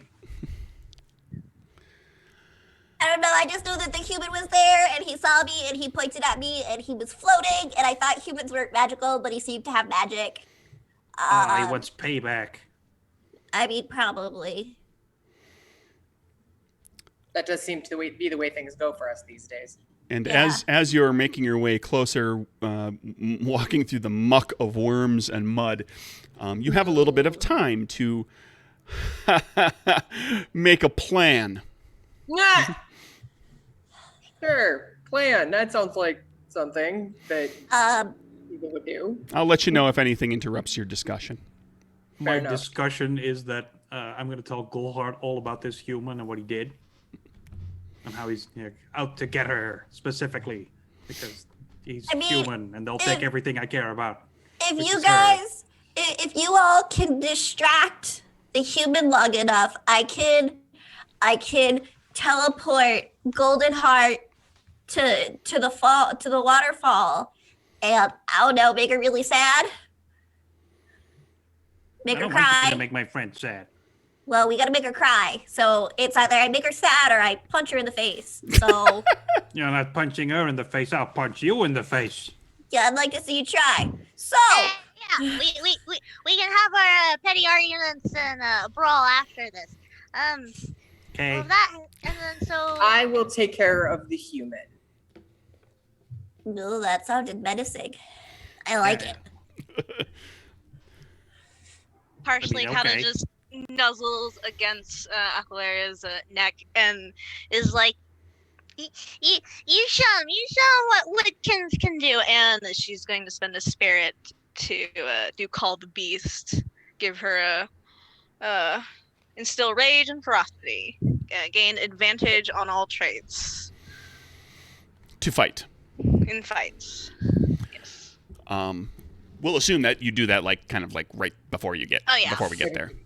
That's Might fine. as well put that out there before I forget. Yeah, that's good. Sure. I'll take that. I mean, it seems straightforward now. But if Aqualaria goes that way and we go this way to the thing, then we're going to have to walk again. Because I'm going to have to carry the horse. Because, Goldheart might be a cool unicorn, but I don't think she can, do this. And I'll do a flip through the trees. That's going to be tricky with hooves.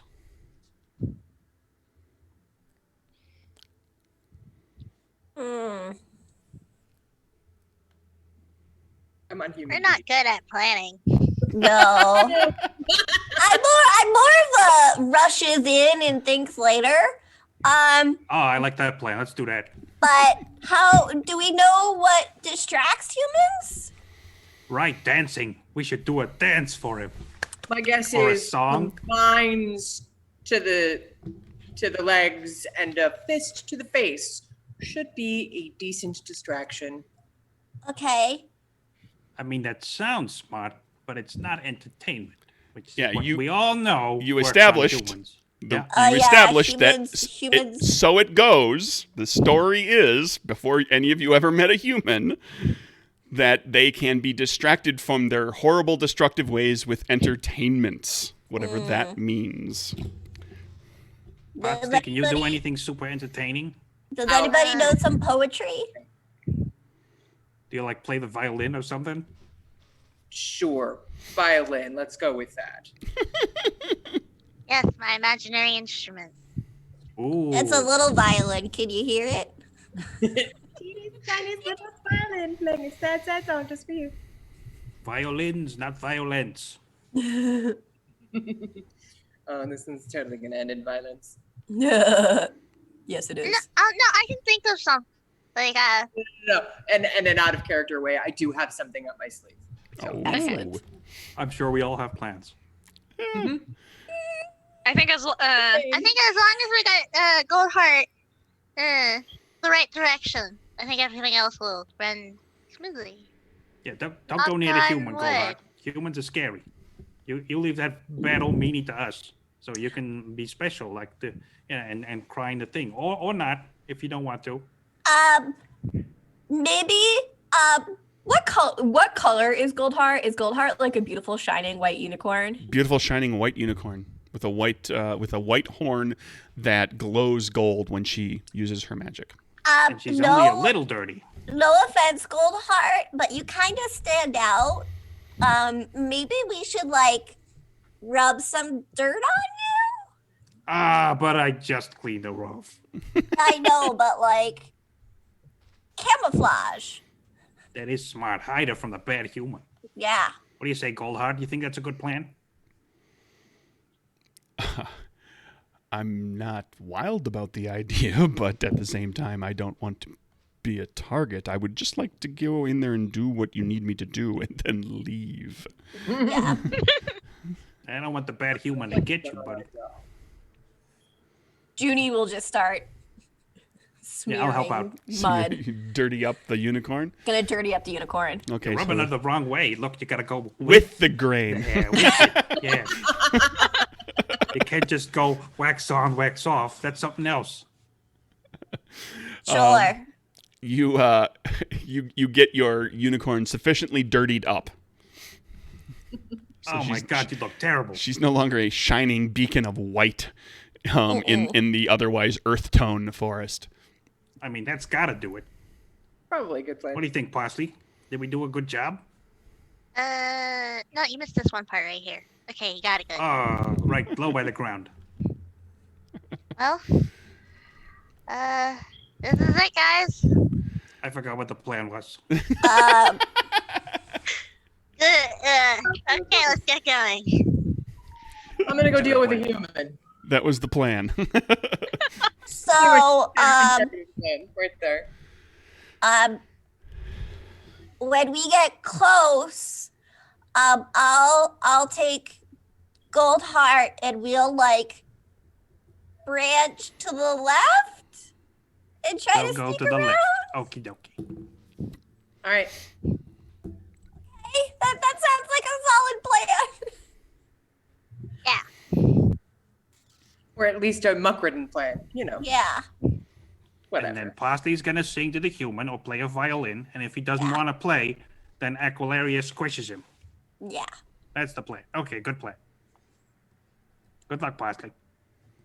Yeah. Move out. Or Quick. something. Okay. So you spread out a little bit so that you don't come in one great big clump of Yep.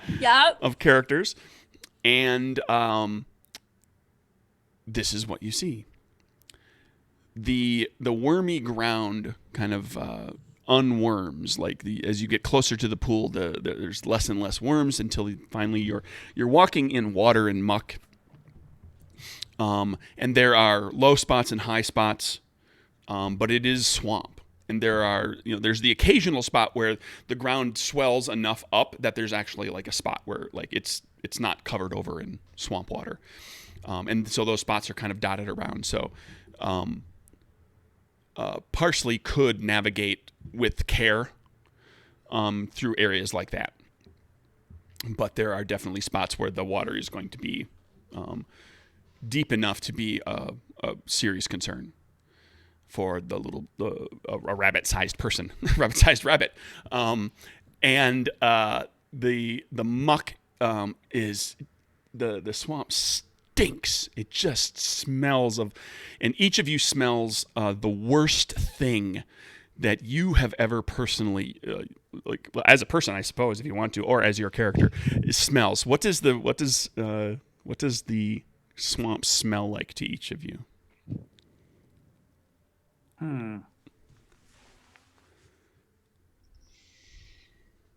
From a personal Finally. perspective, It can be that Finally Rotten. fermented like fruits and vegetables. Just like ugh. that sickly sweet. I forget what that's called. The stuff you put in pools? Chlorine. Oh, Chlorine. That's what it smells Sure, like. when there's too much of it, it kind of burns, Mm. kind of stings the nostrils a little bit. So that's what the swamp smells like to you. rotting And paint. that's a cleaning product that was on the abandoned human digging machines that were on Sparky's homeworld. Rotting what? Paint, especially older paint that was actually made with eggs. not fun Ooh, at all. Especially when you don't think it's rotting and then you open the can and And it's just one can full of that. Ugh. yeah, and it's just in your face because you were opening a can, so it's like right there. Sure, because now it's a gas and it wants to expand to fill the volume, so it's everywhere.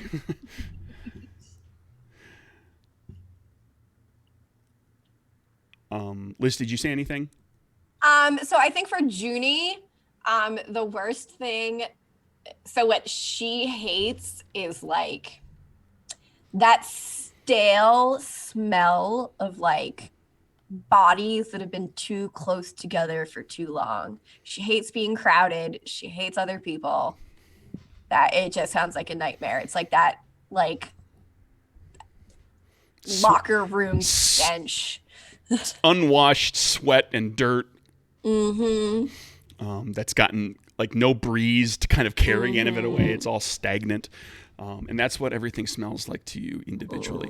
As you arrive to the clearing, you see the pool, which is now significantly larger than it was. It's filled quite a bit.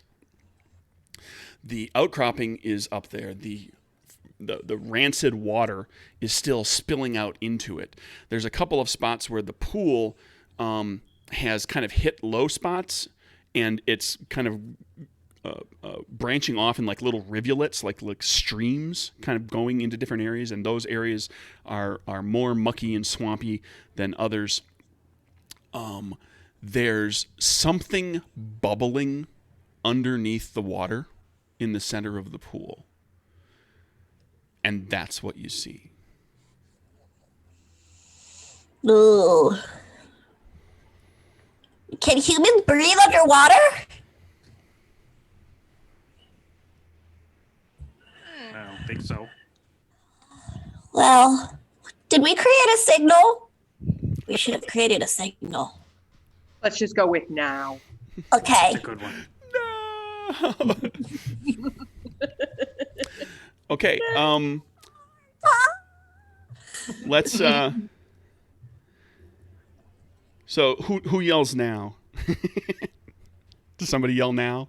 That's a perfectly fine signal. I have no problem with that.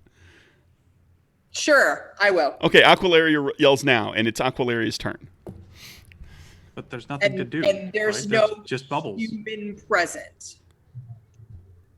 That you can see. No, you do not see. You don't see Frederick anywhere. Okay, so I'm going to move around the pool and the opposite direction from the direction that everybody else goes. So I probably delay my turn long enough to figure out where they're going, and then I go the other way. Okay. Who goes next? Parsley, because she goes with you, right? Oh yeah, you still carrying Parse? Yeah, I feel like Parsley would like ride like part way, but would get off to. There are still be in the spots. area. There are, like I said, there are spots where like Parsley Yeah. can make her way around. Okay. You'll be more limited. There might be like if you need to get to someplace specific, I might have to make a determination like, well, you have to kind of go a roundabout way to get there, or you have to brave the muck or whatever, just because of your size. But you go off. So you're just kind of going, taking a look. I'm taking the opposite direction. My point is to distract. So I need to distract away from whatever they're doing. Understand? Okay, so making a big ruckus, making a big loud noise. Yep. Like being big and loud. Big, stompy, sloshy, worm squishy sound.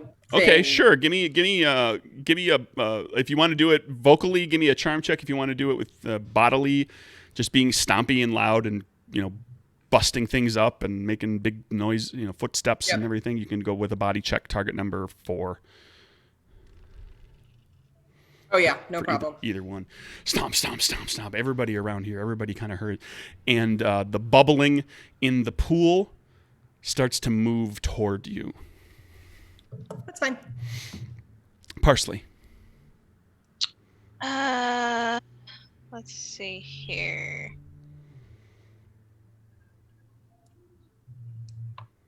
And we yelled out now, right? Yeah. Yeah. Cat's out of the bag. I mean, would they have gone far at like within these couple of seconds? It would just be like a couple of feet, right? Yeah, Like, not terribly far. everyone No, just starts. like Okay. Aqualaria is still right there. Okay. Aqua's right there. Then Sparky. She's Parsley is just gonna still will continue making her way close to Aqualaria just in case of just any boost that she can do, but she'll also just yell out to Sparky, and remember, best friends always stick together. Always defend one another.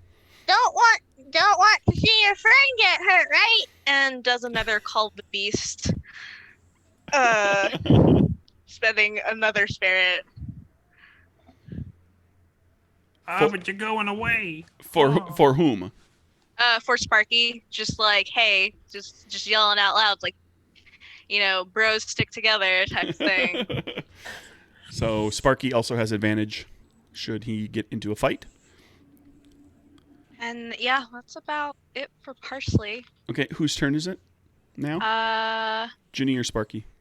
We'll go with Sparky. Sparky, you find yourself kind of getting a little anxious, a little angry, just kind of washes over you. Friends stick together, but she's going over there and I'm going over here. So he's just angry at you.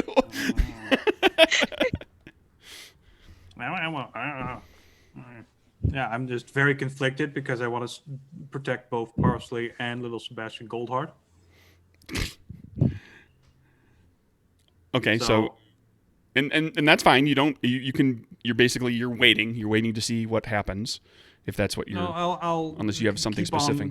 carrying Goldheart towards the correct point, so away from Parsley, but I'm going to be sad about it. Toward the outcropping. Yeah. Okay, and Junie. Can we see the source at this point? Source where the water. Yeah, this is like kind of a clearing in the trees. So like you can look up and see pretty clearly. Like there's the top of the rock. There's and it's large enough that like somebody could. It's a big rock. Like multiple people could stand up on top of that if you could climb up it. I have a bad feeling about this. So, I feel like maybe we should wait until the human reveals itself, or else we're gonna get ambushed. So, Sparky, stick to the plan, okay? I'm going. Okay. Let's just make sure we have a really clear vantage point and we can see. So Junie is holding off on transporting, on Okay. teleporting, because like this smells like a setup. I think it smells like chlorine. What's chlorine? I don't know. It comes in a bottle. Bottle? Okay, so that you're basically waiting to see what happens. I'm holding my action. Yeah. Well, we don't quite have that level of initiative in this game, Yeah. but that's okay. And that's fine. That's just part of building the tension. Yeah. Characters aren't doing as much right now. We're building the scene, and erupting out of the water where the bubbling is Frederick. I knew it. He is being held aloft, and by a mass of worms that are clinging and stuck to one another like a gigantic tentacle that's coming up, that comes up and then wraps Gross. around his legs. And Gross. this thing comes up and he's at the top of it, and it like the whole thing lurches out toward big stompy loud Aqualaria. And I need a body check. We're gonna call it target number 6 for the first one. As this mass of worm tentacle with a human being on the end of it comes in, and he's wearing his clothes, but his skin is pale and ashen, and it looks like it's flaking off, like it's like not peeling, but like literally just flakes are coming off of it. And his eyes are black, but with purple glowing slits right down the center, and this whole thing comes out and just slams down next to you, or maybe on top of you, depending on your. Probably on top because I did not succeed. You get hit for Mark 1 physical condition as this thing slams into you. And Junie, you went last. Who goes first this turn? Judy's gonna nominate herself, and she's gonna reach out and touch Goldheart, and they are going to teleport to the top of the outcropping where the source of the bad came in. Are you Okay. taking Sparky? I cannot. Sparky's on his own. Friends stick together! No! And you I'm already crying. you I'm so teleport sad for with this the poor horse guy. with your miniature unicorn up to the top of the rock.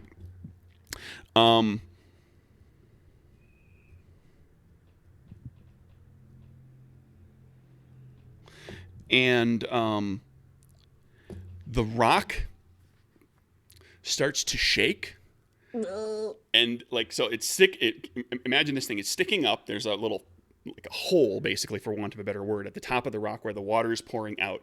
It's like a faucet. Like the water must come up through the rock or gets magically created inside the rock or something. But it comes out of the top of the rock here, splashes down over the side like that little waterfall we talked about. The rock itself starts to tip forward toward the pool. Quick! And it's just a slow collapse as it tips over. And it starts to get like a third of the way over at this point. Who goes next? Aqualaria for sure.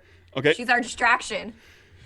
Big Stompy Aqualaria. Yes. Aqualaria. You've got a big worm thing with a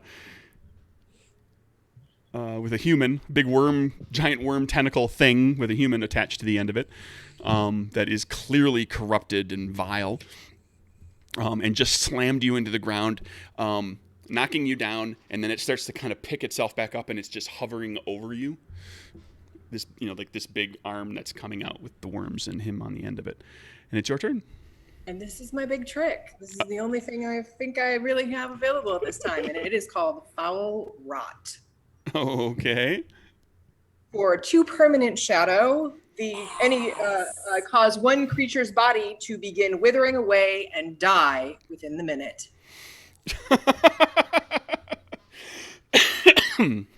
Ouch. All right. Frederick Small starts to get smaller. He starts to get wrinkled at this point. Sorry, I'm marking this, but I don't forget. And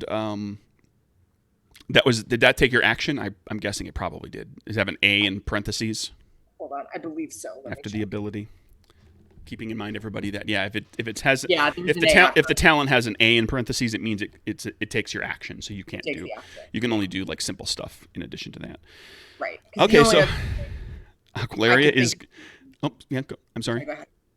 I'm done. Go ahead. As I say, the only other thing I could possibly be useful at is throwing out a very long arm at this point to hold the rock that is falling up. But since I just took my action in basically killing the guy, I kind of feel like that In a little little, bit yeah, more. killing him in a little while. Yeah. In seconds. Aqualaria- Actually, in a minute. In a minute. Whose turn is it next? Oh, Junie's already gone. Go with Parsley. Parsley, rock tipping over. Okay. Aqualaria using some sort of foul magic. And probably starting to turn more gray. Ooh, okay. Between a rock and a hard place. Wah wah. No. Heyo. Trusting that Aqualaria has gotten this covered.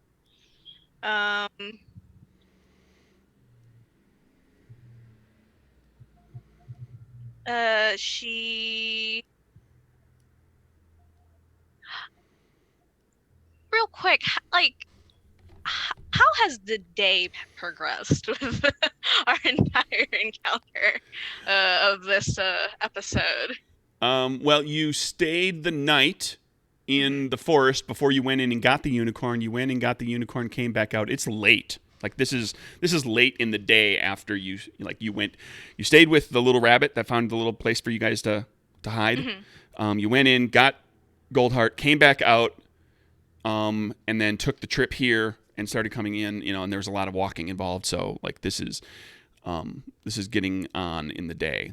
There's still light out, but it's overcast. Okay. Just asking because in terms of one of the talents that Mm-hmm. I picked, because it says each morning. So Sure. Well, there has been a morning.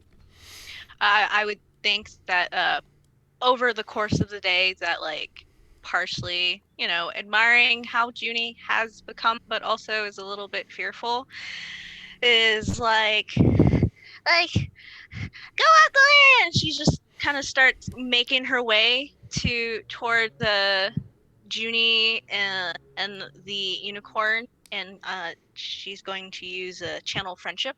Mm-hmm. You may select friend's talent. You may use that talent as it is written. Your friend does not lose access to their talent. Okay. What talent are you using? You're teleporting yourself? Kind That's of not turning into a pixie, or not pixie, a light bulb. Oh, the firefly shape. Yeah. Just like wanting to get there as fast as possible. Okay. The whole Corruption. like the teleport, I feel like it's something too new for Parsley to really get into, but hey, firefly. Zipping. You are a point of light. You're a little tiny lightning bug. Trying to go fast. And you zip up there. They're very, very fast. You're up at the top of the rock as it's toppling. That's really just the lightning bug. Is that an action? Is that power? It is not. That talent's an action. So this is really all just part of your movement. You're up there. You can do something. Channel friendship though is an action. Oh, it is. Okay, gotcha. So yeah. Yep. She would just be there. Okay, so Like- you're up there. Yeah. And then it's Sparky's turn. Okay. I will be very panicked that my friend got teleported out of my hands. I will start moving through the trees, just swing. Then there's no trees, so I swing, turn into the firefly because I can also do that. Just because I'm a shapeshifter, and I'll like go there at roughly the same speed as Parsley. But I'll get to them actually because this doesn't take an action. The transformation. Okay. So you get up So, there. How are the two of you over there? Like, what are you doing? Junie is just yelling, "Okay, cry! Cry now! Cry! Dying kittens and stuff!" And the Goldheart is doing her best to like stay on this rock and like kind of shift where she's standing as the thing starts to topple out. So they started at the top of it, so they're kind of moving a little bit toward the back as it's kind of falling. And doesn't seem to be paying terribly close attention to what anybody is saying because she's trying to not fall 30 feet into swamp water, which is her greatest fear. Great. Oh. Now jump. I'll go somewhat next to her and like grab her to help steady her. I got you, buddy. I got you. Okay. That's easy enough to do. Like, just anything else?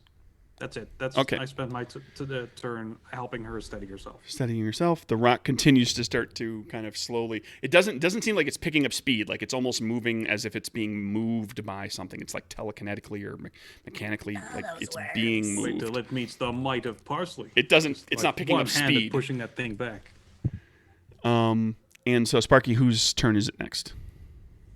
I'll give it to Parsley. Okay, so now we've Save the day. got 3 characters up there with the unicorn, and the unicorn needs to cry. Yep. But first, that rock needs to be pushed back into place by a super rabbit. I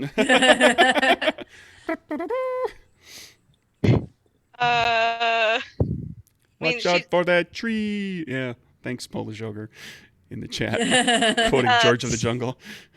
so she's I was going Mighty Mouse in my head. but she's okay. floating around just like in this like firefly form. Then poof, just a rabbit kind of just falls from the air for a little bit, just lands on Sparky. Okay. Oh, hi. Hi. Okay. Are we gonna use words? Are we gonna use actions? Can you cry on cue?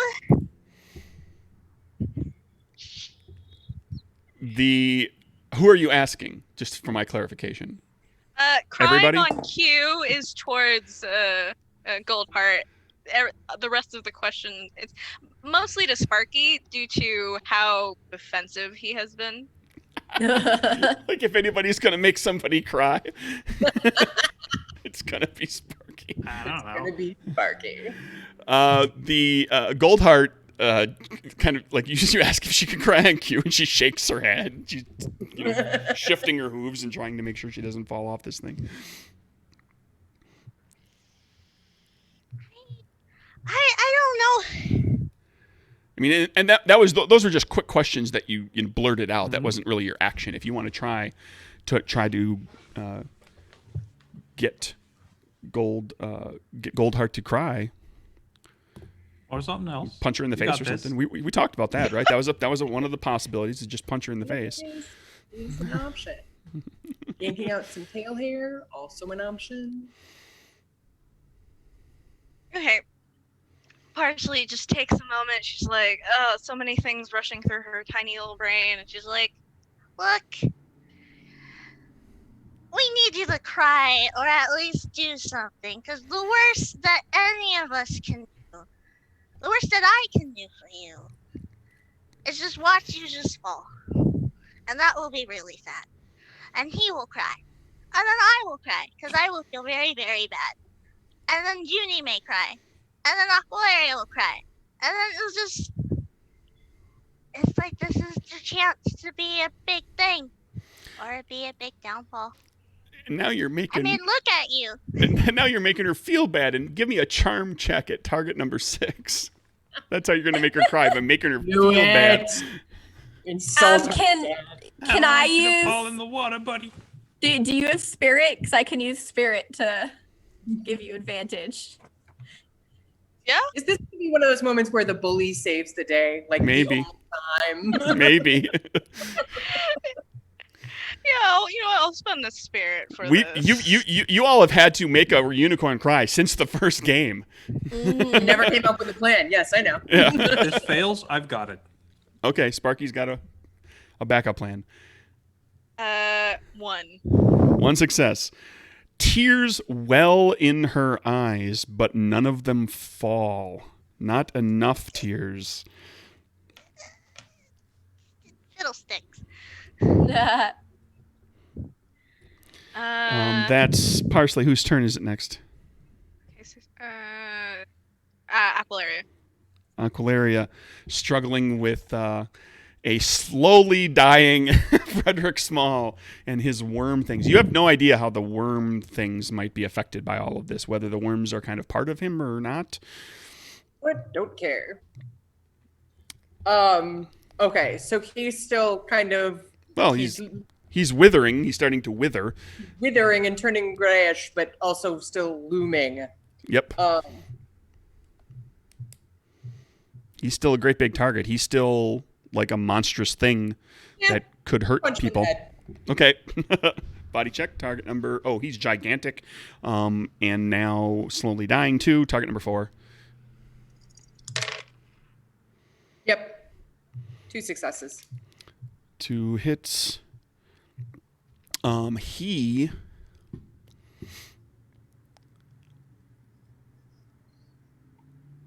some of the he's hovering over you on this pillar, this leaning pillar of worms, and he opens his mouth, and spilling out of his mouth are worms, and they rain down across your head. And you need to make a heart check, target number 5. as this is a reaction to a corruption that's being used against you. We're dueling corruptions, huh? Mm-hmm. You started it. Mm. I was holding on to that one on purpose. Art check. Do I still get Parsley's bonus? You're not fighting. This is a resistance. Very good. I do not succeed. All right. You are on his side now. You want your friends for the second time playing a game to with Craig, I'm leave. going to try and kill everyone. No, you're going to try to get them to leave. You're going to try to get them to go away and stop meddling in your master's plans. Very good. I gotta make like a tree. Wah, wah. And get out of here. Whose turn is it next, Aqualaria? You still Let's get go to, Sparky. Sparky's turn. You still get to pick this stuff. Okay, so. Oh, I also officially filled up the corruption bar a second time. The shadow bar. Filled up shadow, so you get to pick another corruption. Yeah. For the record, you can use you can use corruptions against your friends. Normally, like Hey, wait a minute. like we talked about. Typically, when heroes use corruptions against NPCs or monsters or whatever, you pay the shadow. The thing happens. She just got a corruption used against her. She got a resistance check because she's a hero. So if she uses her own corruptions against any of you, you will get resistance checks because you are heroes. They don't just automatically happen. All right, so. But she's also not out to kill you. She is out to get you to leave. Yeah. Because that's what Frederick wants. So Sparky's turn. Yeah. Parsley's just given the speech. And even though it didn't hit Gold hard, super hard, it hit Sparky hard. He's like, you gotta do this, buddy. You're special, and I believe in you. And I don't want you to fall. You're my friend, and I don't have a lot of friends in this world. You gotta cry and save us, buddy. Come on, you got this. And I will cry. I'm also hoping the horse will cry, but I will cry, and I'm borrowing the horse's special power with my borrow soul power. Ooh. My tears are gonna save the day. What does that cost you to do? An action. Okay.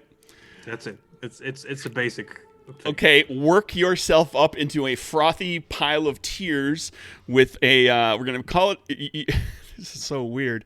Call it a charm check against yourself. Target number 4 cuz you're an easy target. You're reminding yourself of how terrible your life has been. You've lost your world and here's the thing. You're going to cry eventually. It's a question of whether you can squeeze the tears out right now this moment.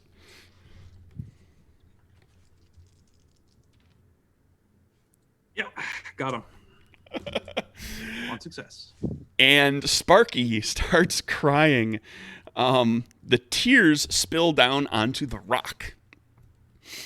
And the water instantly starts coming out clear. What?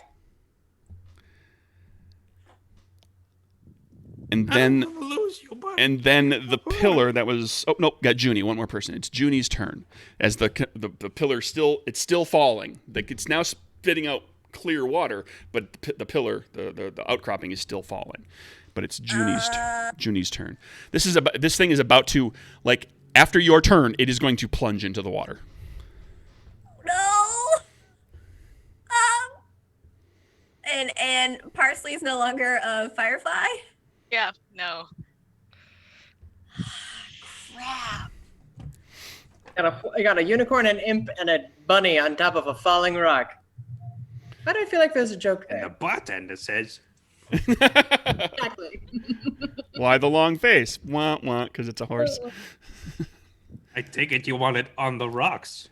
Oh! There we go. That's the fun I was looking Yeah, for. if you teleported, you could take one person with you.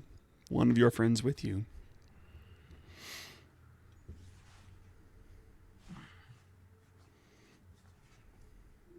But there's 4 of us up there. Well, it's I'll just throw this out there. You think about it the way it's ultimately your choice.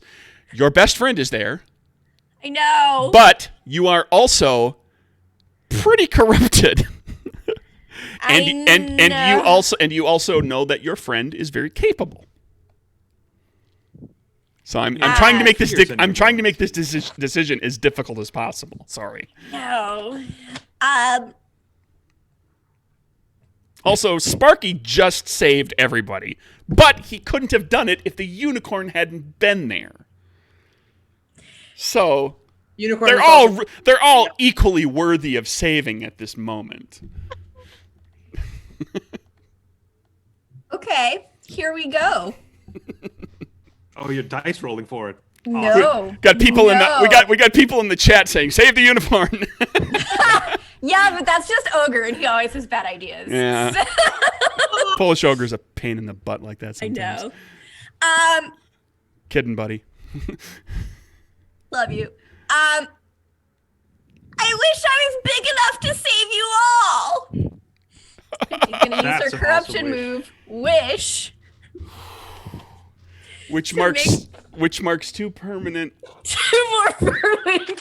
I have 1 Shadow. box on my shadow track. Okay, for people not familiar with the game, we started with we had a very short short shadow track there. The shadow track was only 5 boxes long, and every time they marked a shadow, they fill up the box, and when they fill up 5, they gain a corruption, and then you erase it and you start to fill it up again.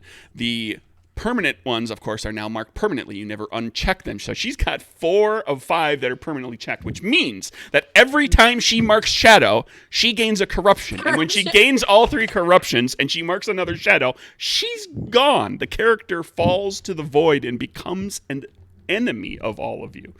So you can take care of what you need to take care of on your sheet. And you wish to be big enough to save all of them. Yeah. I think Junie becomes like almost human size. Don't tell me what a pixie does when you makes a wish. Here, I'll tell you what the wish is. Okay. That's okay. Big enough. Okay. You grow. Let's see, and the unicorn's still small, so Sparky's the biggest of the group that you have to save. You grow. You remain pixie shaped, but you grow to nearly as tall as Aqualaria. 7 feet tall, and it's a struggle. And you have wings, which are now like very noticeably veined through with black. You can pick up all 3 of your friends. Where do you take them? Well, so wish is an action. So I imagine we're just sort of hovering. You've got your movement. You can still move. Okay. You could fly them somewhere. I'm gonna fly them to the ground. Fly them just to the nearest non-pool spot. Yes. Okay, yes. so you fly them over there, and you save everybody. I continue bawling. I'm I'll going to also, take pull Parsley into the hug. I'm going to take us out of effectively initiative, but we still have some things to resolve here.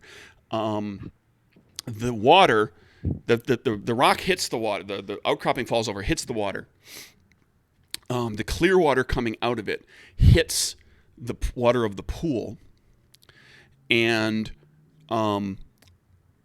doesn't transform the pool all at once, but it starts to the clearness of the water starts to slowly creep out into the darkness of the pool, and it takes the black water, and it starts to slowly turn everything clean and pure again, and it takes time. It's slow going. So this is kind of slowly happening in the background as you are dealing with Aqualaria, who is now trying to get all of you to leave her and her master and your beloved foul shrine, basically, that he had created here, or that the void had created here. So we'll put this into role play terms, and if you want, if you're going to use talents or corruptions, we can add those in, but we're not going to specifically go in initiative. So what does I don't have the instinct to actually kill them, though. You do not. You do not. You're not looking to kill them. You are looking to. Cool. Well, here's the thing. Like, you don't hate them. You just want them to go. Yes. You don't have to go home, but you can't stay here. Right. To quote a long-time quote that Allie and I have shared for decades. Very long time. That was a thing for a long time. I'm gonna go, but you can't stay. Yeah. Here. You also, you know who you are, you know who they are, you know who this guy is, you know that, like, for some reason you're okay with him now. You also know he's dying, and that you killed him. But you want them to leave, and so you can play that however you wish. Well, because I have long limbs. I can extend my limbs up to 20 feet.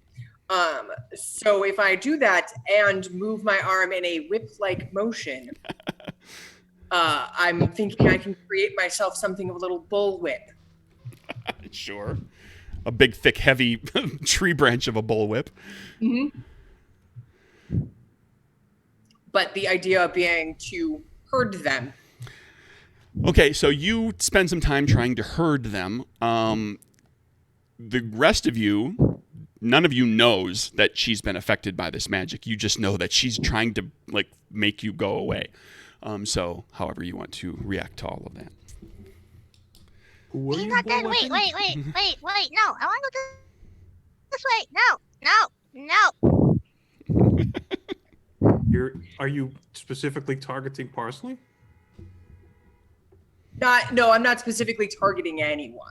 You're just It's grabbing just the all ways of us. the ways that she's moving partially is just like She's just kind of. Sounds like you're, like, using your long limbs to kind of you're just trying to push them, like to bull rush them out of the area. Yeah. What's going on?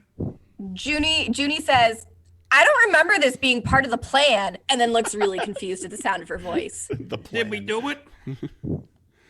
What's going on? As the water continues to clear. Leave now. Or what? I also have vine twine.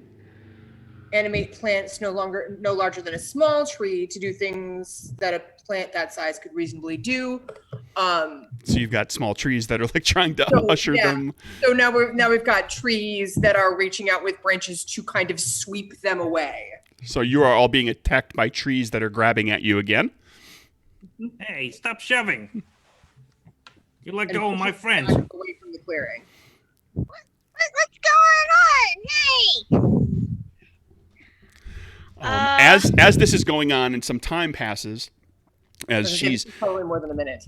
well, it enough that the worm pillar thing that's holding Frederick up just kind of lets go of him and starts to fall away, and all the worms kind of sink back down in the water. And as the water clears, like, you don't see the worms anymore, and Frederick hits the ground and doesn't get up, but he's still moving. And he looks, he kind of gets up on his elbows. He's, like, lying on his back, but he leans up on his elbows, and he looks over to all of you. And all of you, the other three of you, see that he has gone sallow and gaunt, and, like, his cheekbones have hollowed out. His eyes it's still black, but they're, like, sunken in. There's, like, no eyeball out at the front. It's like a pit. His teeth have fallen out. His skin is wrinkled all over. You can see all the joints, the nubs of the joints on his fingers as the skin has don't look, buddy. receded. This is horrible. And Check your fragile eye. he slowly shrivels away and then falls over and continues to shrivel, and his whole body kind of all the skin just draws in on itself and becomes like, if you've seen a horror movie with a desiccated, long dead, dried out body. Is that how all humans die? I thought it was a kids movie. My God. Yeah, welcome to my version of the kids movie. And he's gone. And when he goes, Aquilaria, your mind returns, and you don't feel compelled anymore. So the moment he goes, then all the trees stop moving. Yep. Fun stuff like that. And the pool, ever so slowly, turns clear. And Hey, look, as you did it, as Goldheart. as, Look. as you all gather yourselves, the water spreads out into the forest and begins to clear. And in time, the forest is cleansed of the dark water. But while this is going on, the group of you has your final moments of this story. That is to say, you don't all die. I'm not saying that you all die. Like your final moments of this story.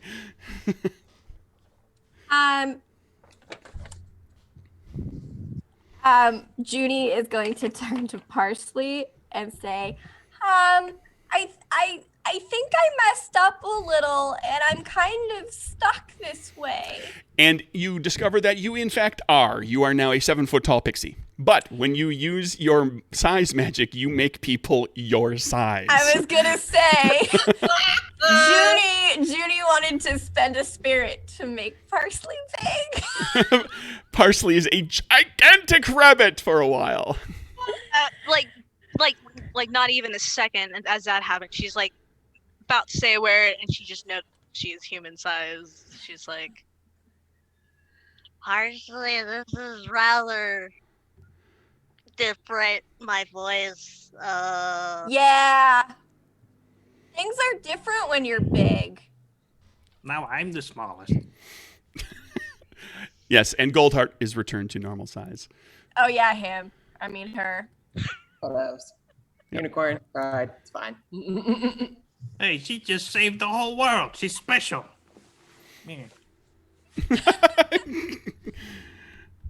You have a new best friend, if you want, Sparky. You're going to be able to ride on the plains on the back of a beautiful unicorn, if that's what you're looking for. Lone Ranger and his her imp sidekick.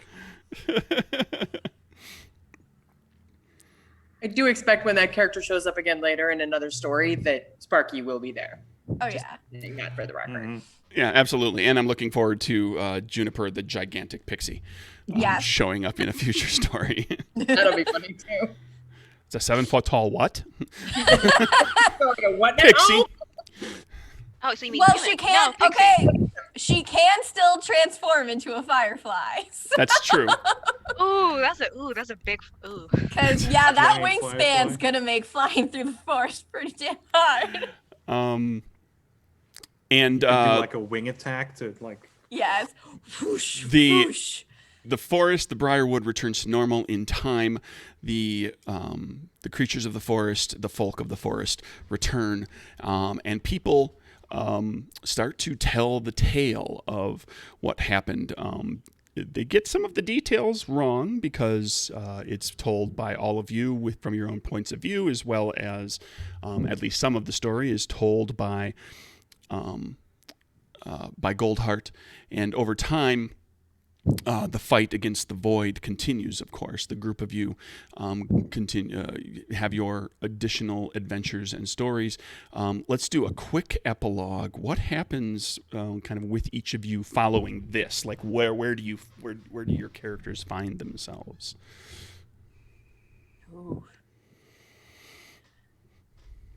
I would say that Aqualaria redoubles her study efforts in understanding the realm, how it works, the magic in it, and all of that.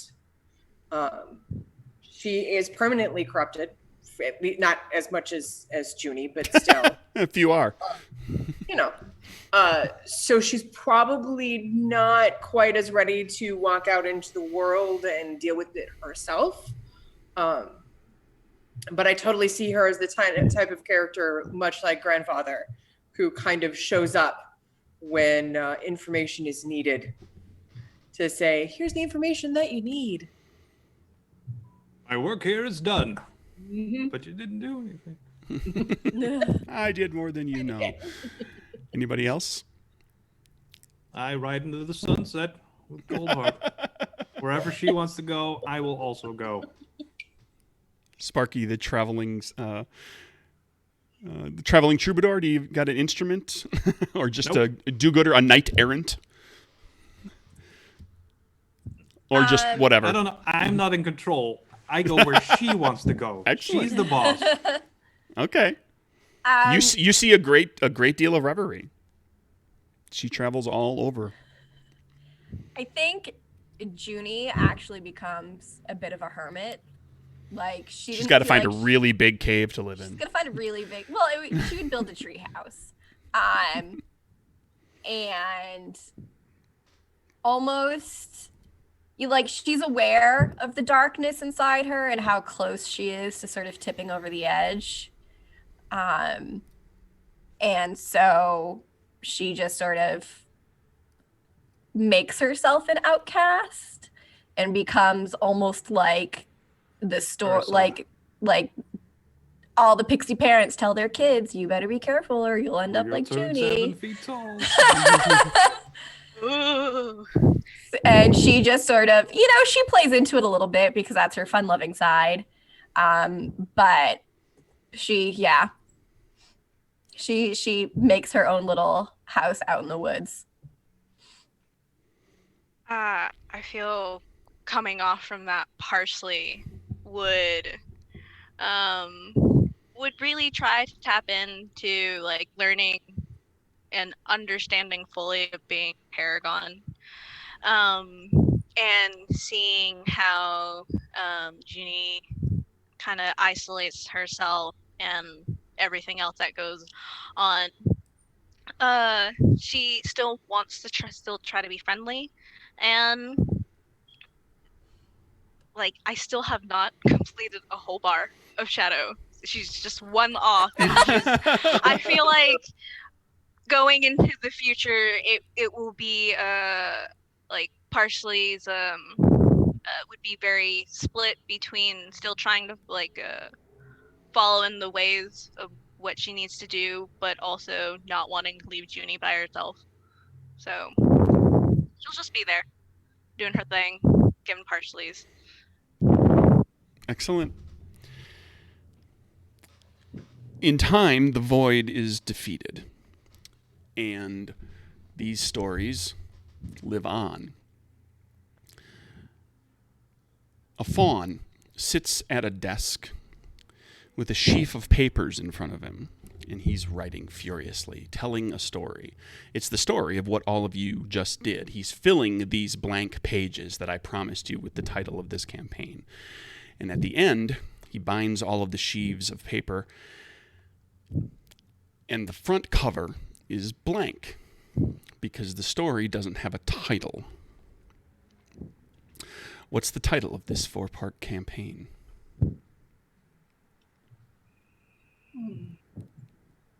The one you gave us? This story, what we just did for the last 4 weeks. What is the title of this story? I didn't name it. Well, I called it The Blank Page with the intention of having you name it at the end, because I didn't know where it was going to go. It was hard. It's hard to give it a thematic name if I don't know kind of what's going to happen. So you can brainstorm with each other. What are things you want to feature? What are the important points of the story? And their hearts were 4 sizes. I smell copyright. It's close. It works. But I mean, it was very unexpected. I think we need to include the unicorn in the title somewhere, since that was kind of the whole point. How to make a There's unicorn something cry in the 101. unicorn, Yeah. the worm and the unicorn.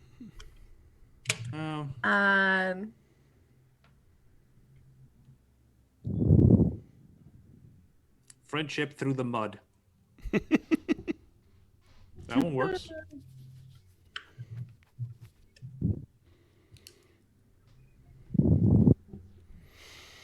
Looking to see if there's any suggestions in the audience. Never good at titles. Somebody comes up with so bad at this game. No, that's okay. That's okay. I've come up with something.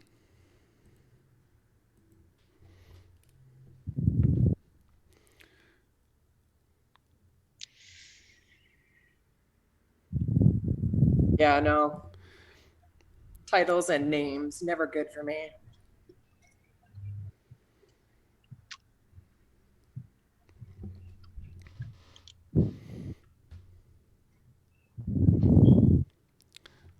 How about along the line of 5 golden hearts? 5, the 4 of you plus gold hearts. Ooh. Ogre. Unicorn. Tears for fears. That one actually does also work. That's good. Tears Sounds and like an action-packed movie. tears and fears. Ooh. Oh, there you go. That's not bad. Tears know. were central to the story, and we played out the character's fears quite a bit. Yep. That's actually pretty good. I like it. Tears and I fears. know. What do you think, everybody? I like it. Yeah. All right. Good job, Ogre. Good job. Nice. That is the name of the story that we just told everybody. Thank you very much to my players. I hope you enjoyed yourselves. This was a lot of fun. I've done quite a lot of one-shots with this. I've only done a little bit of campaign stuff. It was nice to sit down and do a more specific campaign, the format where people could, we were kind of making it up as we went, and suggestions from the audience I think worked out generally pretty well. Thank you, audience, for suggesting things and for coming along for the ride. That's Good Strong Hands. Here's hoping that it'll be published first quarter next year, March, April, something in there. I really like the system. Yeah. Oh yeah. The way it I works, have a that few every friends who dice really roll like it. changes a stat. That's fun. That's good. And Craig, you know how much I like playing in a game that's more about the story than the fighting anyway. So Yeah, and you dig on fey creatures and that sort of stuff. I do. Yeah, I do. This You were like, I didn't have to think twice when I was like, oh, Allie wants to be involved in this. Absolutely, this is right up your alley. What? Oh, good night. Lol. But So there we go. That's everything. Yep. Yeah. Real quick, everybody, tell her. Who are you? Where can we find you? Liz. My name is Liz. You can find me on Twitter at Favtastical. I dabble in the internet. You can see me next on New Year's Eve, actually, in a Masks game run by Polish Ogre. We'll be continuing our Halcyon by Nights journey on, I believe, twitch.tv/KitBattlebeard. So yeah. I just want to say thanks for this opportunity. This was amazing. You're welcome. So- Thank you very much for bringing Junie to 7 foot tall life. It would not have been the same without Junie. Paladin Hulk. Hi, everybody. I'm Paladin Hulk. I had a ton of fun playing this game, being Sparky. I put a lot of thought into how he felt and like the desperation that he had for friendship. And I hope you all liked how I ended the story with him. I thought it was brilliant. It was his Yeah. tears that did it. I thought that was fun. When I saw the power, I was like, I could do that. So, yeah. When can you find me next? A lot of campaigns are wrapping up for the year. The Pirates campaign where I'll play Holy Paladin continues for now on Sundays over on Uncanny Adventures. In the new year, I'll be in a campaign over on the Stalwart Initiative again, which I'm very excited about. No details yet because we're doing stuff and we're getting distracted. And I'll be also in a campaign in the new year over on Raven's channel again, where we're in some sort of post-apocalyptic world where there are dimensional rifts everywhere. It's going to be interesting. I'm going to play a ghost, and I think he's going to be a musician who's trying to find a bit of music that he recorded a long time ago. That's the plan. Anyway, thank you so much for playing with me, everybody. This was an absolute blast, and I felt like I got to do my stuff well, and it meshed well with all of your stuff. That was good. Thanks for being here. You're welcome. Huna. I'm Huna Farron. You can find me poking around Twitter a little bit, trying to get to the media. Underneath the proprietor's account, Dragnex Hire, and my sword bard who looks over the Wayfarer's Pub, a subreddit that I manage. And yeah, with the year wrapping up, we're just kind of pushing along with Krampus.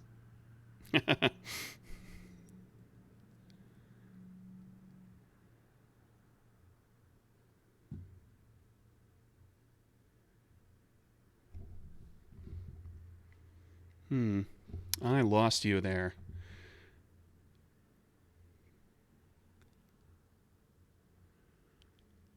Aim. Oh, it's my connection. Okay, go ahead.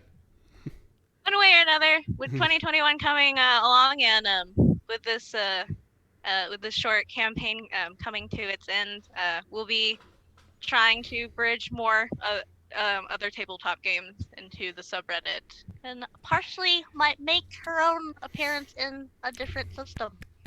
Who Fun. knows? And thank you. And Allie. And I'm Allie, and really, I'm not social. I am, however, going to. We are hoping start streaming in the new year with my two best friends, and we intend to call ourselves those Dame Witches, three queer Nice. witches hanging out and shooting the shit. So feel free to look for us in 2021 and come on by. It'll be fun. Cool. I will make sure to shout that out. Like, let me know when that's happening. Get it into absolutely. social media. I'm Craig Campbell. I'm the owner of Nerdburger Games. I designed this game and a whole bunch of others. It'll be available eventually. Follow me at Nerdburger Craig on Twitter. You can find out when it's going to be out there. There'll be a fancy, pretty hardcover with some PDF support stuff, including like character playbooks with form fillables, so you can check mark all your stuff and play online really easily. And in the new year, at some point in January, I'm going to be running Nowhereville, which is a Stephen King style horror, small town horror game that I'm working on. So that's going to start sometime in January. There'll be more information on that through my Twitter and so forth. So there you go, everybody.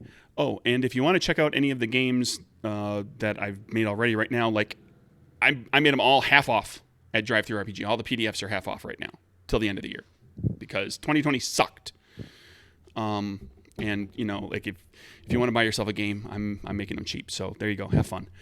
Thank you everybody for listening. Thank you players for coming along on the ride, especially two of you were brand new to me, never met you before. Things went well, and very cool. I had a lot of fun. Thanks. And I think we're going to go now. Bye, everybody. Bye.